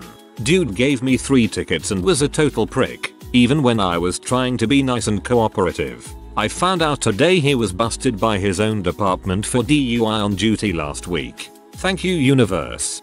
Dunno if it'd be worth it, but you could talk to a lawyer. If he was drinking on duty, it may cast some doubt on some of his previous closed cases. You may have the ability to appeal those tickets and have them reversed. I'm a little late to the party, but here's my story. When I was 12 or 13, my two friends and I would basically spend our entire summers staying up all night playing video games, like everyone else I imagine. Well, one night we're complaining about how my mom didn't buy any snack food for us. FWP. And it dawned on us. We could walk to the store. Sure, it was a few miles away, but it would rule. We could buy whatever we wanted and no one could stop us. So we embark on our adventure with all of $15. Excited as frick. We spend the whole walk talking about how awesome the food is going to be. It took us at least an hour to get to the store, but it was more than worth it. We choose donuts and some Swedish fish. Snack food of the gods. It's around 3 AM. As we start walking home with our food, we see a police car drive by us. It passes us. I think to myself, it's so nice to live on a nice side of town where police keep us safe. Flash of lights. The police car skids to a stop and then drives backwards until he's right next to us. He steps out of the car and asks us where we're going. Oh, we're just going home, sir. We just decided to walk too. How old are you? Sorry, 12. You're far too young to be here. It's nighttime. Do you know what kind of people are out after nighttime? Us and them. Cops and robbers. I'm a cop. Who are you? Are you a cop? I suppose this was a rhetorical question, but when I answered no, he said I didn't think so. Get in the car. He then proceeds to drive us all back to my parents' house, wakes them up, and explains that we were out walking around up to no good. My parents told him that nothing is wrong with a couple of kids walking to the store to buy some food and that they were irritated that they woke him up. He then proceeded to tell my parents that he needed to do a better job raising their son, and that's when my dad just shut the door in his face. That's the day I realized that my parents were awesome. One night in college, me and some friends are pulling an all-nighter studying and we decide to go to Wendy's at like 3 AM for a Frosty and 99-cent nuggets. You know, because we're poor, we don't have a big enough vehicle for everyone to go together, so we have two drivers. I'm with Mike in his 88 Nissan, or the close equivalent, and a couple other friends are with Matt in his 00, brand new, red Mustang. We go to Wendy's and eat our Frosties and are on our way back. The streets are deserted, no pun intended, and we come up to a red light where two lanes go straight and both cars are stopped side by side. Mike revs the tiny 4-cylinder engine in his crappy Nissan as a joke. Matt revs his V8 beast back and we all have a good laugh. The light turns green and we all drive off at a normal pace. Blue lights ensue. Can you guess what happened? If you guessed that my friend in the Mustang got arrested for drag racing, then you guessed right. And no, not a ticket. Straight up arrested. He tried to get it dismissed, but no luck. It's a serious crime too, and he now has to put on job applications that he was arrested before. What's the stupidest reason you got in trouble in school? In 7th grade English class, a classmate looked pretty sad, so I asked her how she was doing. No malicious intent, just wondering what was making her so upset, but she started sobbing. I apologized and moved on. Later that day, I get pulled from a different class by a math teacher that I've never met before, who yelled at me in the hallway making snide remarks about my parents and their parenting capacity. She made me sit in front of the principal's office to wait for the principal to talk to me for 4 hours, long after the school day has ended. When the principal finally did show up, he had no idea why I was sitting there. Middle school me was too shy to make a fuss about it, but in hindsight I should have made a complaint against her. To this day, the girl that I supposedly bullied has no idea why the math teacher flipped out at me. So you guys were both like WTF. For saying my school picture sucked. I had no idea sucked was considered a bad word until I was put in detention for it. For using my asthma medication in class. I was told to keep my inhaler in the office, and to use it in there only. I was told it was distracting. Know what else is distracting? The sounds of someone gasping for air and having to be removed from class. What's worse is kids have died because they didn't have immediate access to their inhalers or EpiPens because they needed to be kept in the office. Idiotic. Someone made a paper airplane out of scrap paper that had been binned. My name was written on the sheet they used. I got sent out the room and handed a punishment exercise. Grad school, as in full grown adult. One of my patients was a chill guy. We had one of those relaxed relationships. He would fist bump me after treatment was completed. The Dean of Academic Affairs did not like that. Got a 45-minute lecture on doctor-patient relationship and how dare I violate that trust with a fist bump. A big part of healing is believing in your healer. A fist bump from my doc would tell me we got this more than any 10-second bedside conversation the old school authoritative doctors sporting a god complex have given. Stick to the fist bump and smile. Someone once poked a wasp nest in the school forest, and the whole swarm came out upon the school. The entire school sat attention for an hour. Understandable if you don't know who did it, but that's not the problem. We were sitting detention because the principal's son got stung. As it eventually turned out, it was actually his fault the swarm came down on us. I have cursed his name since the day I found out. In 11th grade I had gotten pink eye in both eyes. I'd never had it before. Just thought I was having a reaction to my eyeliner or whatever. I was in second period, cooking 101. My teacher kept looking at me funny the entire class. Eventually she asked to talk to me in the hallway. She told me that I needed to go to the nurse's office because I was stoned and she could tell by how fascinated I was with the cooking we were doing. I was so confused and kept trying to tell her I was having some sort of allergic reaction but she wasn't having it and yelled at me. Told me to grab my things and go now. Pretty much berated me while the whole class could hear and had me so frustrated embarrassed I was in tears. Walked into the classroom, everyone was staring at me in silence. Grabbed my stuff and went to the nurse. One look at me and she confirmed the pink eye. Got to go home and stay home for a few days. I remember my teacher tried to apologize for the incident. Class was super awkward after that. Dang, she must think cooking is really boring. I checked out a book on African tribes from the library in the 4th grade. I told the teacher about how the book had topless women in it thinking I was helping. She confiscated the book and had me suspended from school for hugging a crying classmate in the hall. And that one time I typed the word boobies on the calculator in math class. I got in trouble for cheating on one of my math exams. The teacher found a piece of paper in my pencil case. I got sent to the principal's office. When the principal asked me about what I wanted to say in my defense, I simply told him to take a look at the note. It turned out to be a shopping list. I was allowed to retake the exam the following week. My friend got in trouble for this when he was actually writing a list of weird events to happen in something he was into at the time. Can't quite remember what. The teacher demanded to see the note, then read a list containing items along the lines of Greg set fire to the hospital, and Greg proceeded to shoot Lindsay, and the ghost of Lindsay haunted the rest of the people on the island.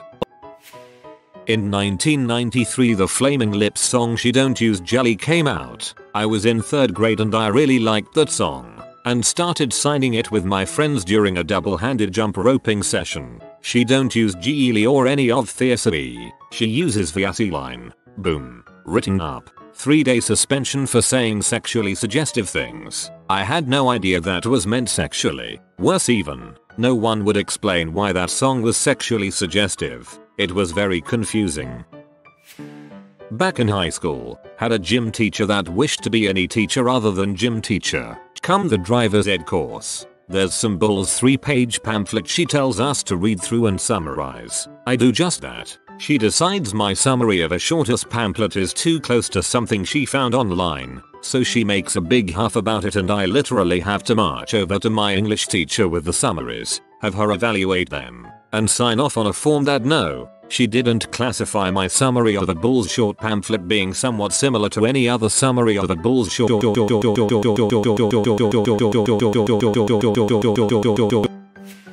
I tripped on a loose tile and bumped into a teacher causing her to spill her coffee on herself. I apologized and showed her the tile. She went on for months about how I did it on purpose. Even got the principal and my folks involved. For the rest of the year she told me I couldn't come back to her class unless I apologized for doing it on purpose. Never went back to her class. Though I initially apologized for the incident, I never once apologized for doing it on purpose. Frick you, Ms. Helm. I honestly hate hearing these stories. I want to hear that someone stood up for the victims and said you are a person with authority over us and you should know better than to act high and mighty. I once got in trouble for reading Stephen King. They were like, you're reading dark books, it's the reason your behavior is bad. One of my teachers gave me a Stephen King novel since I enjoyed reading it. I apparently sighed loudly when a TA who knew she wasn't very popular walked in the room. I was talking to a friend the opposite side of my table. For fighting, the school butthole sucker punched me and I didn't retaliate. It was even caught on tape. The zero tolerance policy is one of the stupidest things ever. 100% agree. Almost got a suspension for doing nothing. Then my mom, absolute legend, threatened to call the police, claiming the school did nothing to ensure my safety after seeing all my bruises and scrapes from fights. I threw a closed pen to my friend who was like 3 feet away from me, and the teacher freaked out. He made a big deal out of it in front of the whole class for a solid 5 minutes, and then emailed my parents. Luckily my mom was able to see my side of things and she said, "Doesn't that teacher have better thing to do than email me about my child throwing pens?" We still laugh about it from time to time. Bro, I feel you're right. Tried to wake my sleeping friend up by gently throwing a pen at his back cause he was cold. The teacher lectured me for about 1 stroke for the class time. First, I did many things to get in trouble legitimately. I went undiagnosed with ADHD inattentive type for a long time, because I would laser focus on schoolwork and get done quickly, then get bored and disrupt everyone else. The secretaries in my elementary school office knew me on sight when I went back to visit in high school, but there were a couple times that were questionable. Clapping. In 4th grade I learned you can clap louder by having the fingers on one hand go into the palm of the other. I was part of a mini concert for our extremely talented string students, hot cross buns, and I was kicked out and sent to the office because I clapped along with everyone else. But a teacher felt I was being disruptive, abusing my newfound power. It was decades ago, so I really can't say if I was being a jerk or not. Sneezing. I sneezed several times, and like a duck quacking. I got it from my grandfather who did the same. If those things are hereditary, I can try to hold it in, but then it looks like I'm having a seizure. Our middle school science teacher immediately tried to give me ISS when I sneezed for the first time, and it took the whole class vouching for me before she relented. After that, people would just pause for me to finish, and I'd apologize. The stupidest reason someone tried to get me in trouble was for doing the assignment. There was a special needs kid in my programming class, and he had an assistant. She thought I was goofing off on the internet and asked me to stop. I told her I was just working on the project. She didn't believe me, so she went to the teacher, who recognized that I was indeed working on the project. So nothing came of it. The stupidest reason someone succeeded in getting me in trouble was when we had this sub. He insisted on reading the day's instructions very slowly. It was a work day and that was written on the board, but he took a half hour to describe exactly what the different projects we were working on were. The problem was that we all knew what we were supposed to do, so we got started. He got pissed that we weren't listening to him, so he yelled at us and started over with his speech. Eventually he got so pissed that he ate up another half hour ranting about how he's an industry big shot and all the different reasons why he'd fire us if he could. Anyway, I had him as a substitute a couple other times and he was much better tempered, so I assume that was a fluke. Dude sucker punched me in gym class. I never even got a chance to defend myself or fight back before the teacher stepped in. I got suspended for fighting. I got ISS, in school suspension, basically detention during school hours, for being in a food fight even though I wasn't. They said I was a part of it because I dropped some crumbs from my cupcake onto the floor. Zero tolerance policy, baby. In middle school, the bell to send us home didn't go off on time. We were all standing by the door waiting to leave when all the other classrooms started leaving to go home. The hallways were filled and teachers were telling people goodbye, so my classroom started to leave too. I was one of the first ones out, but apparently our teacher caught the end half of the class and made them sit down and tell them everyone who walked out the door because I dismiss you, not the bell. So all of us who left like the rest of the school got detention. I didn't tie my shoes the way the PE instructor wanted me to. In 11th grade, sat in the dean's office for an hour before they called my mom, whose response I still remember. "You're calling me during my work day to ask my son to tie his shoes in a way that a PE teacher feels suitable? Are you freaking kidding me?" I played AAA hockey at the time along with varsity lacrosse. PE class was the least of my worries, let alone how my shoes were tied. Safe to say I didn't have to retie my shoes. You should have come to the next PE class wearing slippers. Clearing my throat before reading out loud to the class, she yelled at me and threatened detention because she thought I was faking it for attention, but I don't see how. Also, more context, I was a quiet kid, so I wasn't one to create drama to begin with. It just made me not want to talk more than I already didn't want to. WTF. Detention for clearing your throat. Even if you fake it, it is still a dumb reason to get detention. My friend once got in trouble for a small sigh after the teacher said we got more homework or more work to do. Can't really remember. She ended up getting sent out of the classroom for it. Man, I had something similar happen when I was in elementary school. We had math class, so we had to work on a booklet, and me, not liking math, let out a sigh as I opened it up. My teacher took offense to that, so she took my booklet away and sent me out into the hall to think on what I did. I was sent to the principal in 6th grade for arguing with my teacher when she insisted that Hitler was a communist. The principal literally did a facepalm, but then pulled himself together and lectured me on being more respectful. First one, I was waving my fingers to try to get the stuck sticky paper off of it. The principal was passing my class and saw me through the door. He thought I was throwing rocks in a class at the back of my friend's head. I got suspended for that. Second one, my math teacher when I was 14 years old had something against me. At the beginning of each class she would ask me to go into the corridor for 15 minutes. That was her idea of a punishment. She didn't even bother to find a reason. I just had to get out. These are both utterly insane. What the heck?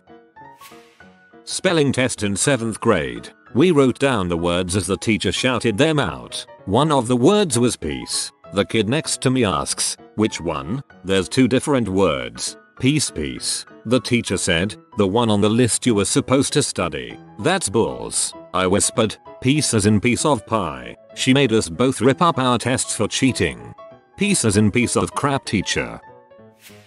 Failed an in-class project cause no one would let me join their group. The teacher told me to get over it and find a group, which led to a group of popular kids tell me that I'm a loser. Fun times in school.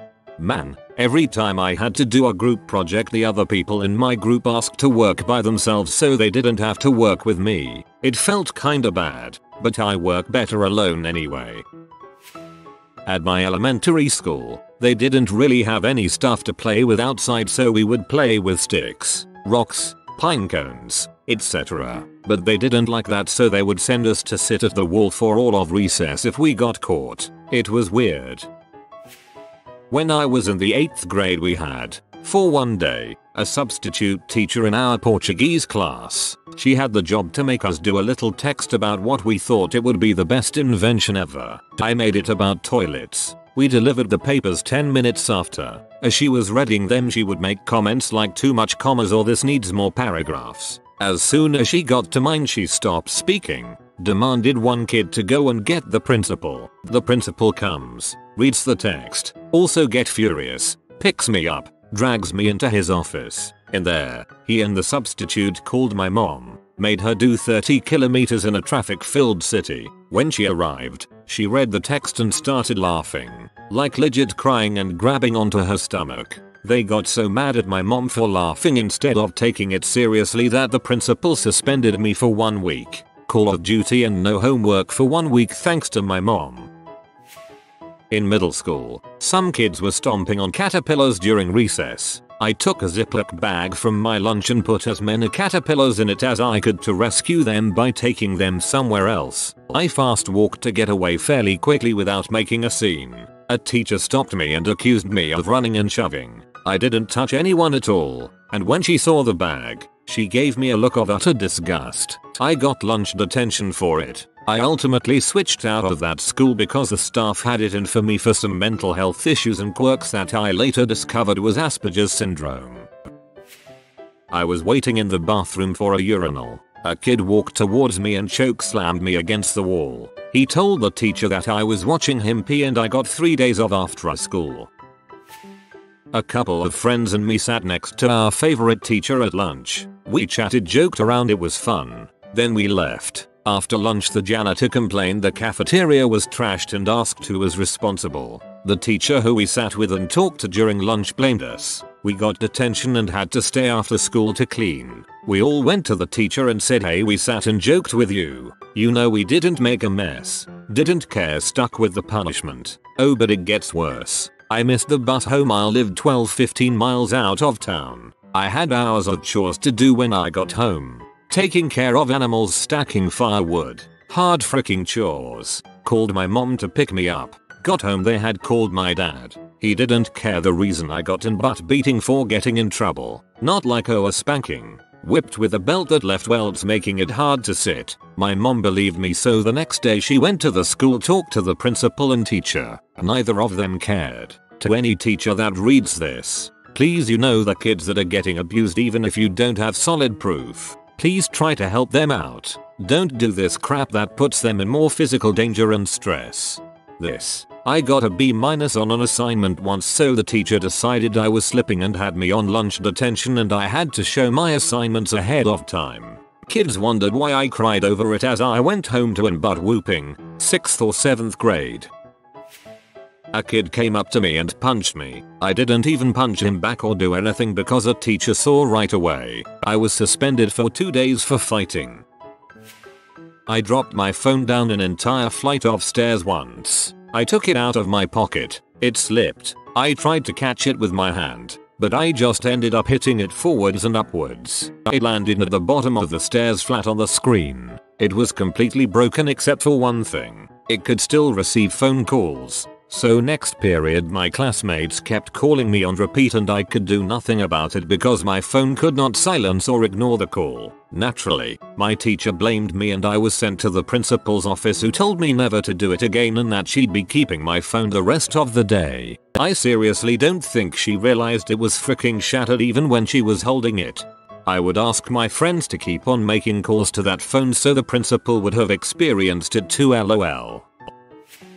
This will get buried, but I do have a story. When I was in 3rd grade we kept all of our folders in this little denim pocket on the backs of our chairs. About halfway through the year mine ripped, so it was pretty difficult to keep everything inside. I was a relatively quiet kid though and I didn't say anything to the teacher. One day we had a substitute. She was a pretty typical old woman who didn't seem to care much about us at all. We had to take a spelling test that day, so she asked us to put our dividers up. As well as being a quiet kid, I was also a kid with undiagnosed ADHD. I already knew the material she was teaching us and I instead got myself absorbed into a book. I didn't notice it was time to take the test until my classmates were putting up their dividers. I shut my book and went to grab mine. At that exact moment, my denim pocket completely broke. There were papers everywhere. My panicked little 7-year-old butt scrambled to grab them all and put them back in, but putting folders in a broken pocket is an arduous task, and the tests were already passed out before I could finish.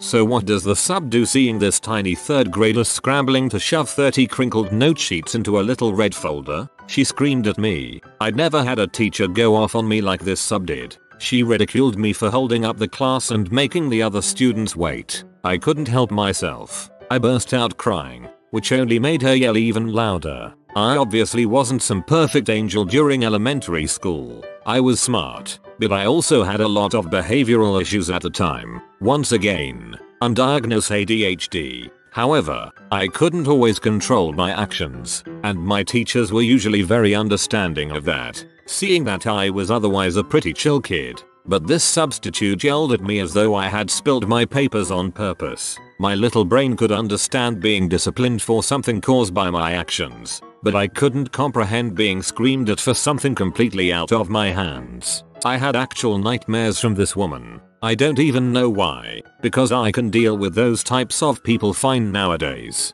She ended up telling the principal about me, but luckily he was a pretty cool dude. I never had that substitute again. Of course you have nightmares from that. You were tiny and powerless. She was big, powerful and crazy. My boy, do I have a list for you. One primary school, grade 6. We had a youth Christian band come play for some Christian holiday period that we were at school for. At the end of the show I had a tickle in my throat and started coughing while still clapping at the end as everyone else in the church did too. Was pulled aside for booing the performance. No one booed the whole event from memory and couldn't fight it. 2 weeks detention and forced to join the choir club. 2 high school, grade 8. Someone stuck a condom to the outside of my school bag, which was on a bag rack outside the library. No bags in the library. Another student brought my bag in and showed a teacher. Once being identified as my bag, I was given a week detention. 3 high school, grade 8. Did my homework in class, the same class we were given it. Teacher was annoyed I skipped ahead because I already knew it all. Was stuck cleaning the science rooms for that day's lunch break. 4 high school, grade 9. A new student with the exact same name as me joined my school. Proceeded to acquire all of his uniform detention slips for half the year. I fought all of these, but when a substitute would be in charge of detention that day I couldn't get out of it. 5 high school, grade 10. Complimented my history teacher on her dress. Substitute reported it to higher ups. Both me and her were investigated by the school to make sure no fishy business was going on. 6 high school, grade 12. 1 day suspension for refusing to complete my assignment, an assignment I had handed in 3 times all prior to due date. All on a new USB each time as it was for graphic design, and I also never got those 3 USBs back. 7 high school, grade 12. Skipping a class I was there for. As in, the teacher marked me as away, then saw me in class about 5 minutes later, then printed off the detention slip and gave it to me. I was also sitting only 2 seats away from her. 8 high school, grade 12. Had an allergic reaction to makeup we used in special effects. This wasn't a previously known allergy of mine, so I didn't know. Teacher didn't believe me, so I was required to catch up after school the first day I came back. 6, 7 and 8 all the same teacher who I had for 5 years and who I had complained about to the school for 5 years in a row. We should clean our classroom and naturally there was a lot of trash. We only had 1 trash can and it was full, so I compressed it because it was 50% air, and the teacher got mad at me, wrote a letter to my parents and moved me on this stupid smiley board to the red side. I can still remember this until now. These are more ridiculous than I was expecting.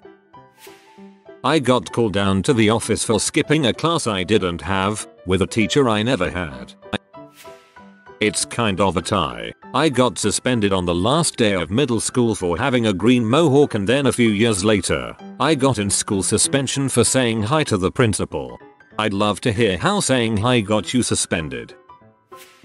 I defended myself against a bully that was bothering me for years. My family and I reported it multiple times to the school, changing classes because he was in them, only for him to then be changed into my exact same classes because he was disruptive. What a shock. So I had to keep dealing with this butthole for a majority of my high school career. One day he did something, said something to me, can't remember exactly what, but I just snapped. In all of my built up anger I screamed, "You want to frick with me? Do you?" and attacked him. I was seeing red, fully prepared to beat all of my anger and frustration into him that has been building up the last few years as I lunged at him, and he ran away. I sat back down at my desk like nothing happened, but was sent to the principal's office. The assistant principal was really nice and understanding of all of it, saying that they totally understood and were sorry I had to deal with that, but because of school policy I was suspended. I didn't get in trouble by my parents though, stating they were very proud of me standing up for myself finally. Not going to lie though, it was a cool feeling afterwards. People in the classroom were talking about how I would beat his butt and finally shut him up, and for a wimpy loner kid like myself not having any friends, it felt good. Nobody messed with me after that and I felt like a badass in a weird sort of way. It feels good to finally stand up for yourself. I don't condone fighting or violence and that was the last one I was ever in, but stand up for yourself. Parents need to teach their kids this. Sometimes the only way to get the message across to someone is a physical one, and my message was heard. It felt good. This morning I was in a rush and I caught myself mere seconds before committing a truly idiotic act. In an effort to save time, I was about to iron my shirt collar while wearing my shirt. Reddit. What's the dumbest act have you successfully stopped yourself from committing? I was driving when I patted my pockets and didn't feel my keys. I had already turned my car around and started driving back home to get them, when I realized that the first 3 words of this story are I was driving.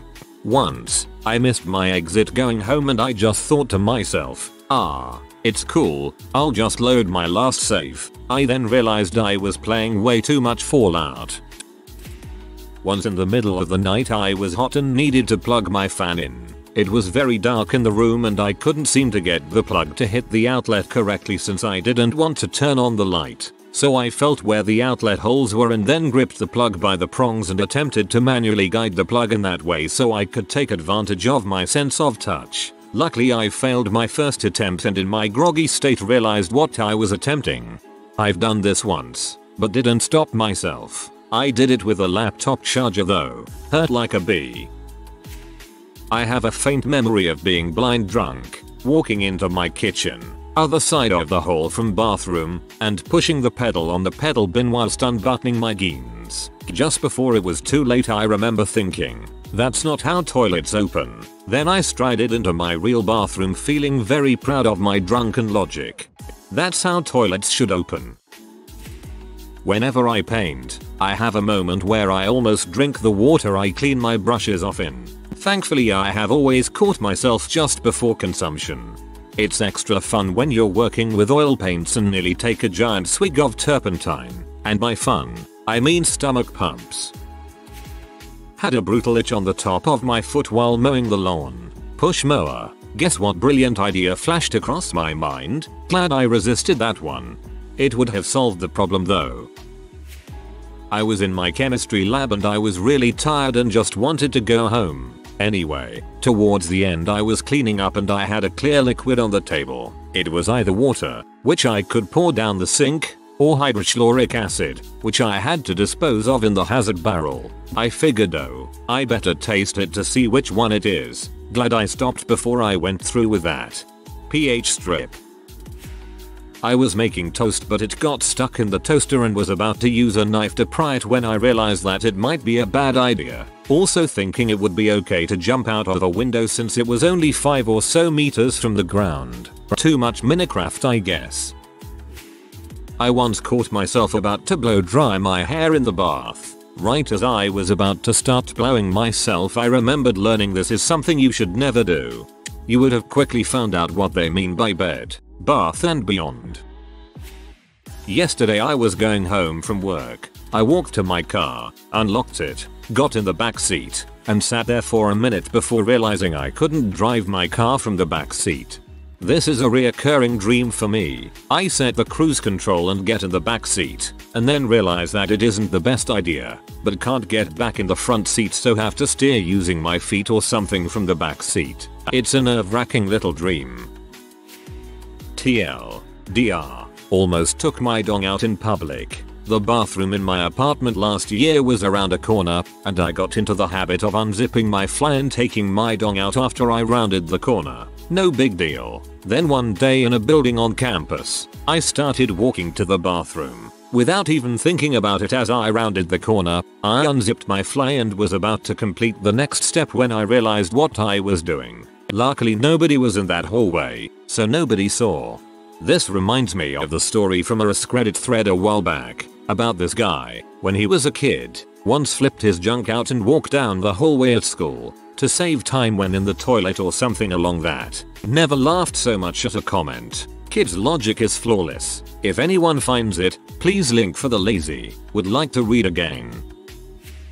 I got up early on my day off to go run some errands in a nearby city, about a half hour away. I got all prepped, got lists together, got out on the road in time to be there when the first store opened, and made it onto the highway where I'd be spending the next 20 minutes cruising at 70 miles per hour. Nice, I thought. I can stop rushing around and relax for a few minutes. I probably even have time for a quick nap. I moved around in my seat to get comfortable, closed my eyes, and then, I'm fucking good on driving the car what the fuck was I thinking? I'm on the toilet and I just read this. This made me laugh so hard my poop came out so much easier. Thank you. It can get really cold where I work. The cold gets to my hands and the fact that I work in front of a PC with my hands typing away at the keyboard makes it that much worse. So one time I was going to the bathroom and going about my business in the urinal when it occurs to me that fresh urine is warm. Warm enough that it would just be the thing my hands need. I'm about to wash my hands in my own pee midstream when I realize what I'm about to do. I immediately go, what the frick, brain. I'm so glad I stopped when I did. Can you imagine the mess and how awkward having to explain that would be? TLDR. Bear Grylls teaches me how to survive the cold. Best part is there was probably a hot water tap behind you. Happened today at IKEA. I knew what I was shopping for so just wanted in and out. I'm pretty tired today and I was rushing. And I needed to pee. I saw what I wanted in one of those room displays so I went over to grab the details. Walking through a home type display on the way. On my way through I saw the bathroom and thought good a toilet. Thankfully a split second later my half asleep brain prevented my body from making a divert. I now realize why people use a bathroom in public non-bathroom places. Once when I was putting away the shopping, I put the bananas in the oven. It took me a couple of seconds before I realized. I've done that kind of thing all the time. Milk in the bin, pasta in the fridge, etc. etc. Stupid brain doesn't like autopilot. Tip for the future: if you or a person you live with have straighteners for hair, use them on collars, ties, anything you can get the irons around and it will work in a rush when you need your collars doing. Just make sure there isn't any hair product on it. Sometimes mine have a bit of hairspray residue or oils from my hair. I have done this before in a pinch and it works. I just say to wipe the straightener down. One night, my friends and I were shrooming on the roof of an abandoned hospital. I started getting strong auditory hallucinations, hearing things that weren't there. It got to the point where what I was seeing and what I was hearing weren't matching up. I decided the best way to figure it out would be to walk off the edge of the hospital, and if I fell, then I'd know my vision was right and not my hearing, and if I didn't fall, then the opposite. I stood up, and some part of me realized, but if you do fall, you'll die, dude, so I giggled and sat back down. Remembering it the next day, I decided I was done with shrooms for a while. Shrooming on the roof. I think I found your problem. I was swimming in the ocean, then realized I was really thirsty. I thought, hey, look at all this water all around me, and began to take a drink from the water beside me. Once it was inside my mouth, the salty taste made me spit it out, and I then realized what an idiotic move I was about to perform. Once it was inside my mouth, the salty taste made me spit it out, and I then realized what an idiotic move I was about to perform. Sounds a lot like my girlfriend. Sometimes I walk around while brushing my teeth. Sometimes I forget that there is no sink in front of me. Then I spit, and since it's all gooey toothpastey spit, it goes down really slow and I try to stop it mid-air. Back in the 80s, I worked for a convenience store gas station and part of the shift change included checking the meters on the pumps to record the number of gallons pumped. Since my shift was a night shift, I did this using a flashlight to read the meter. One night the flashlight wouldn't work, no amount of shaking would get light. So I did what any smoker would do. I pulled out my lighter to use it to light my way. Got it partway to the thumb line up position before I realized that I was an idiot. I went inside and got another flashlight off the shelf. Yeah, I was on acid about 20 years ago. Decided that the pretty patterns on the mattress that was leaning against the basement wall would look really cool by firelight. So I pulled out my lighter and almost set it on fire. That would have been really bad. We had a large house full of about 30 tripping people. Really bad.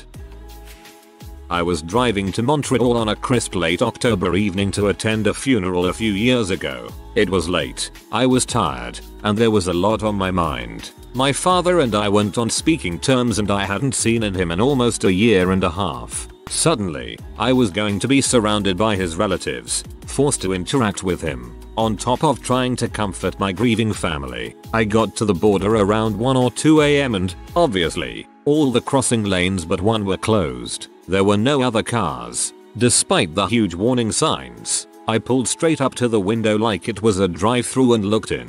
Funny, didn't see anyone. Thinking to myself, oh, the border must be closed today, I felt my foot going for the gas to drive off. Thankfully, a combination of better judgment and a border agent coming to the window prevented me from driving through an international border without stopping. That sure would have been fun.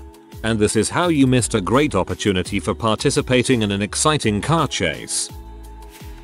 Got to the point of planning how I was going to commit suicide and what the note was going to say, then decided to see a therapist instead. TLDR. Almost masturbated with roommate in same room. Freshman year in college, it's 8:50 AM. And I'm still in bed but my dorm mate has class at 9 o'clock so he should be gone. I get out, use the floor bathroom, freshen up, then get my laptop for some special me time, aka masturbation. Get in my nice comfy chair and I'm about to pull my shorts down when I see movement in my roommate's bed and realize that he's skipping class. That wasn't the only time that year that we almost caught the other masturbating. He knew what you were going to do. He moved on purpose to give you heads up. If I eat like a yogurt from a disposable container, I almost always try to throw my spoon in the bin and put the plastic tub in the washing machine. I usually stop myself. Till yogurt typically eats things from disposable containers. It was the middle of the night, and I was doing chemistry homework on my computer. The book had been talking about how water had a high specific heat, so when I realized how hot my laptop was getting, clearly there was only one solution. I managed to go over to the sink, fill a whole water bottle, and start to tip it before I realized how stupid an idea that was. I think everyone who reads about specific heat capacity tries to do this in one form or another. Mine was trying to use wet towels to cool down a really hot room, which of course dripped everywhere and I just ended up with a puddle on the floor. When I was 9, I was finally allowed to mow the lawn. I had a habit of growing my fingernails too long, and as a male, I was bothered. So I decided, since the lawnmower has blades, I could just cut my nails on those. My father stopped me before I did anything. I was not a bright child. It would work too effectively. Slicing cheese one time with a knife, I found the knife wasn't working all that well. I went to push down on the top of the blade to force it through the cheese. I caught myself just before I put my hand on it. I realized the knife blade was upside down. As a joke, me and some of my friends would bump each other's cars while we were waiting to exit the drive when school let out. This happened maybe once or twice a month. We'd basically let the car roll into the car in front of us, doing no damage. It was funny, harmless and kept our 16-year-old brains entertained in traffic. We really only did it to our friends since all of us drove beat up cars. One day after a friend had bumped me several times at school earlier that day, I ended up driving behind him on a major road and got within a few inches of giving him a bump at 55 miles per hour. Luckily I realized this would have a different outcome while we were driving. I once reflexively tried to catch a falling, razor-sharp, diving knife on a rocking boat. I actually cut my fingers just slightly enough to cut the skin but no blood, and immediately had a no moment and let it drop. There is no handle on a falling knife. Not me, my father. He was carving a pumpkin. He cut around the top to get the top off so he could scoop the guts out, but had trouble prying the top off. So he wedges his big knife in the top and starts prying, but it won't budge. Angrily he braces the pumpkin against his chest and starts really pressing on the knife. An instant later he realizes he has braced the knife, point towards his chest, and the instant he actually pops the top off the knife will plunge point first at his chest. In that instant of holy frick, what am I doing? The top pops off, and the knife slams into his chest at Mach 4, only for the point to hit the button of his shirt and stop dead. TLDR. My dad stabbed himself in the chest and only survived because he hit the button of his shirt. I was trying to separate frozen pieces of banana bread by holding two in my palm and trying to put the point of a knife through them with the other. A few seconds into this plan I realized what I was doing. I know two people who have put knives through their palms doing something similar with avocado pits. Sigh. I was parked at the mall facing a really nice Lamborghini. I'm not a car person and even I found it really sleek and beautiful. It was clearly either new or very well cared for, dark silver and quite stylish. I was thinking about what it would be like to drive it, so I was about to back out of my spot and had my foot on the gas pedal when I realized that my stupid mind had distractedly put my fairly big pickup truck in drive rather than reverse. I chuckled, put it in reverse, and thanked the heavens I hadn't just ruined a lovely car and probably run up my insurance fees for life. Not me, but I was standing next to him. Was about 8 years ago. My best friend and I, 16 at the time, were attending a family event at a local golf club. We were in the clubhouse, and my best friend is holding my baby brother, maybe 1 year old, not in a dangerous way. He lifts him up above his head. Playfully, I hear this loud whizzing sound. Look up and see that his, not fully formed, head is less than an inch from a ceiling fan on full blast. I am convinced that if contact was made, it would have surely killed him. My friend quickly pulls my little brother down to his chest and looks at me with pure terror. We both look around. Nobody else in the crowded room was looking. Sometimes, like an idiot, I imagine what could have happened, and it blows my mind how close my buddy came to ruining the lives of so many people. We occasionally remember that close call when we're together, still a secret between both of us. It is my go-to moment when I need to think about the fragility of life. TLDR. My best friend almost decapitated my little brother, Lion King style. Go a violent allergic reaction at 3 AM. I was preparing myself to just sleep it off while my face was swelling up. Thank God I decided to go to the hospital after really thinking about it. I was told my throat could have swollen up on the inside, stopping me from breathing. For some reason I read this post in a thick Scottish accent. I once nearly sucked my own eyeball out of my head with a shop vac. I was cleaning up after sanding some drywall and was covered in fine white plaster dust. I used a 16-gallon rigid shop vac to get the majority of the dust off the floor and began vacuuming my shoes, pant legs and sleeves. I continued right up the front of my shirt to my neck and hair. I then brought the vacuum hose around to the front of my face and within an inch of my eyeball before stopping myself. I still shudder to this day thinking about what would have happened. It would have sucked, for sure. Sometime when I'm driving, this itching thought crawls into my mind to just pull the emergency brake, for literally no reason. I keep glancing at it like, that's an idea that would qualify as going full on retard. Don't you dare do it. Pretty much the same with going from 5th gear to reverse on the highway. Sounds like El Apple do Vidi. Stopping myself seconds away from yelling out, where's my phone? Anybody seen my phone? Because I realized that I'm on it, lol. I have a friend who lost his watch in a field while drunk. He then went around asking people to be quiet so he could hear his watch ringing when he called it. On multiple occasions, I've almost gotten into the shower with my bra still on, then realized what I was doing and stopped myself. On multiple other occasions, I didn't stop myself, and on some of those occasions I was also still wearing panties, and once I was also still wearing jeans. Socks. Reaching into a deep fryer to retrieve a wing that had fallen out of its basket, a co-worker grabbed my arm in the nick of time and we both just stood there amazed at his reflexes and shocked at my stupidity. A few years ago while at home on break from college, I was watching TV and was too lazy to get up to use the bathroom. I thought to myself, I should just pee myself. I mean, I'm at home, and Ma is in the next room, so she can just help clean up. I did not pee myself that day. This is going to get buried, but a long time ago I worked in the stockroom of a Barnes & Noble. I don't know what the room had been used for before it was converted to a stockroom, but there was a large structure made of sheet metal in the middle of the floor with high voltage warnings all over it. This thing had vents in the side that were maybe just big enough to push your arm in past the elbow if you really pushed. I say maybe because right around the time I had my arm in up to the elbow, I came to my senses and pulled my arm out. I still have no idea what compelled me to do it. I almost ate glue in the 2nd grade, sorta out of a juice box muscle memory. I stopped myself, thinking, what are you doing? Then, I did it anyway. So you're that guy. I always wondered who was the person that required the warning label on my iron informing me to not iron my clothes while wearing. I have seen you exist and I welcome the coming apocalypse.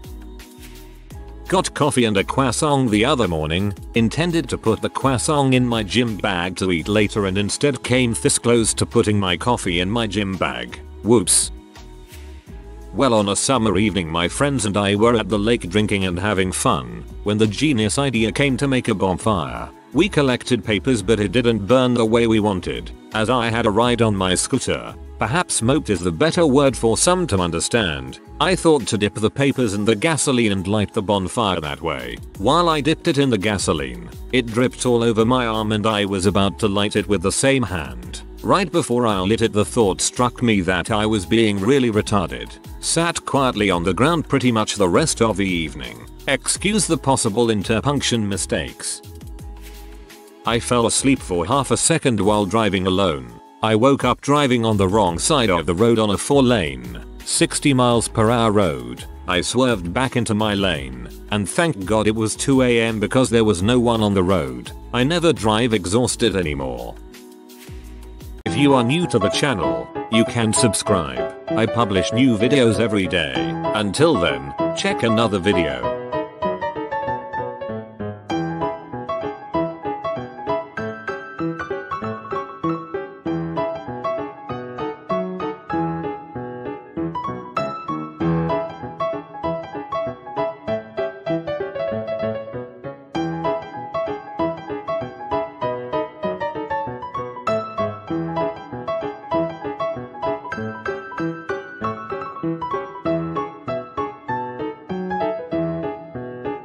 Bye for now.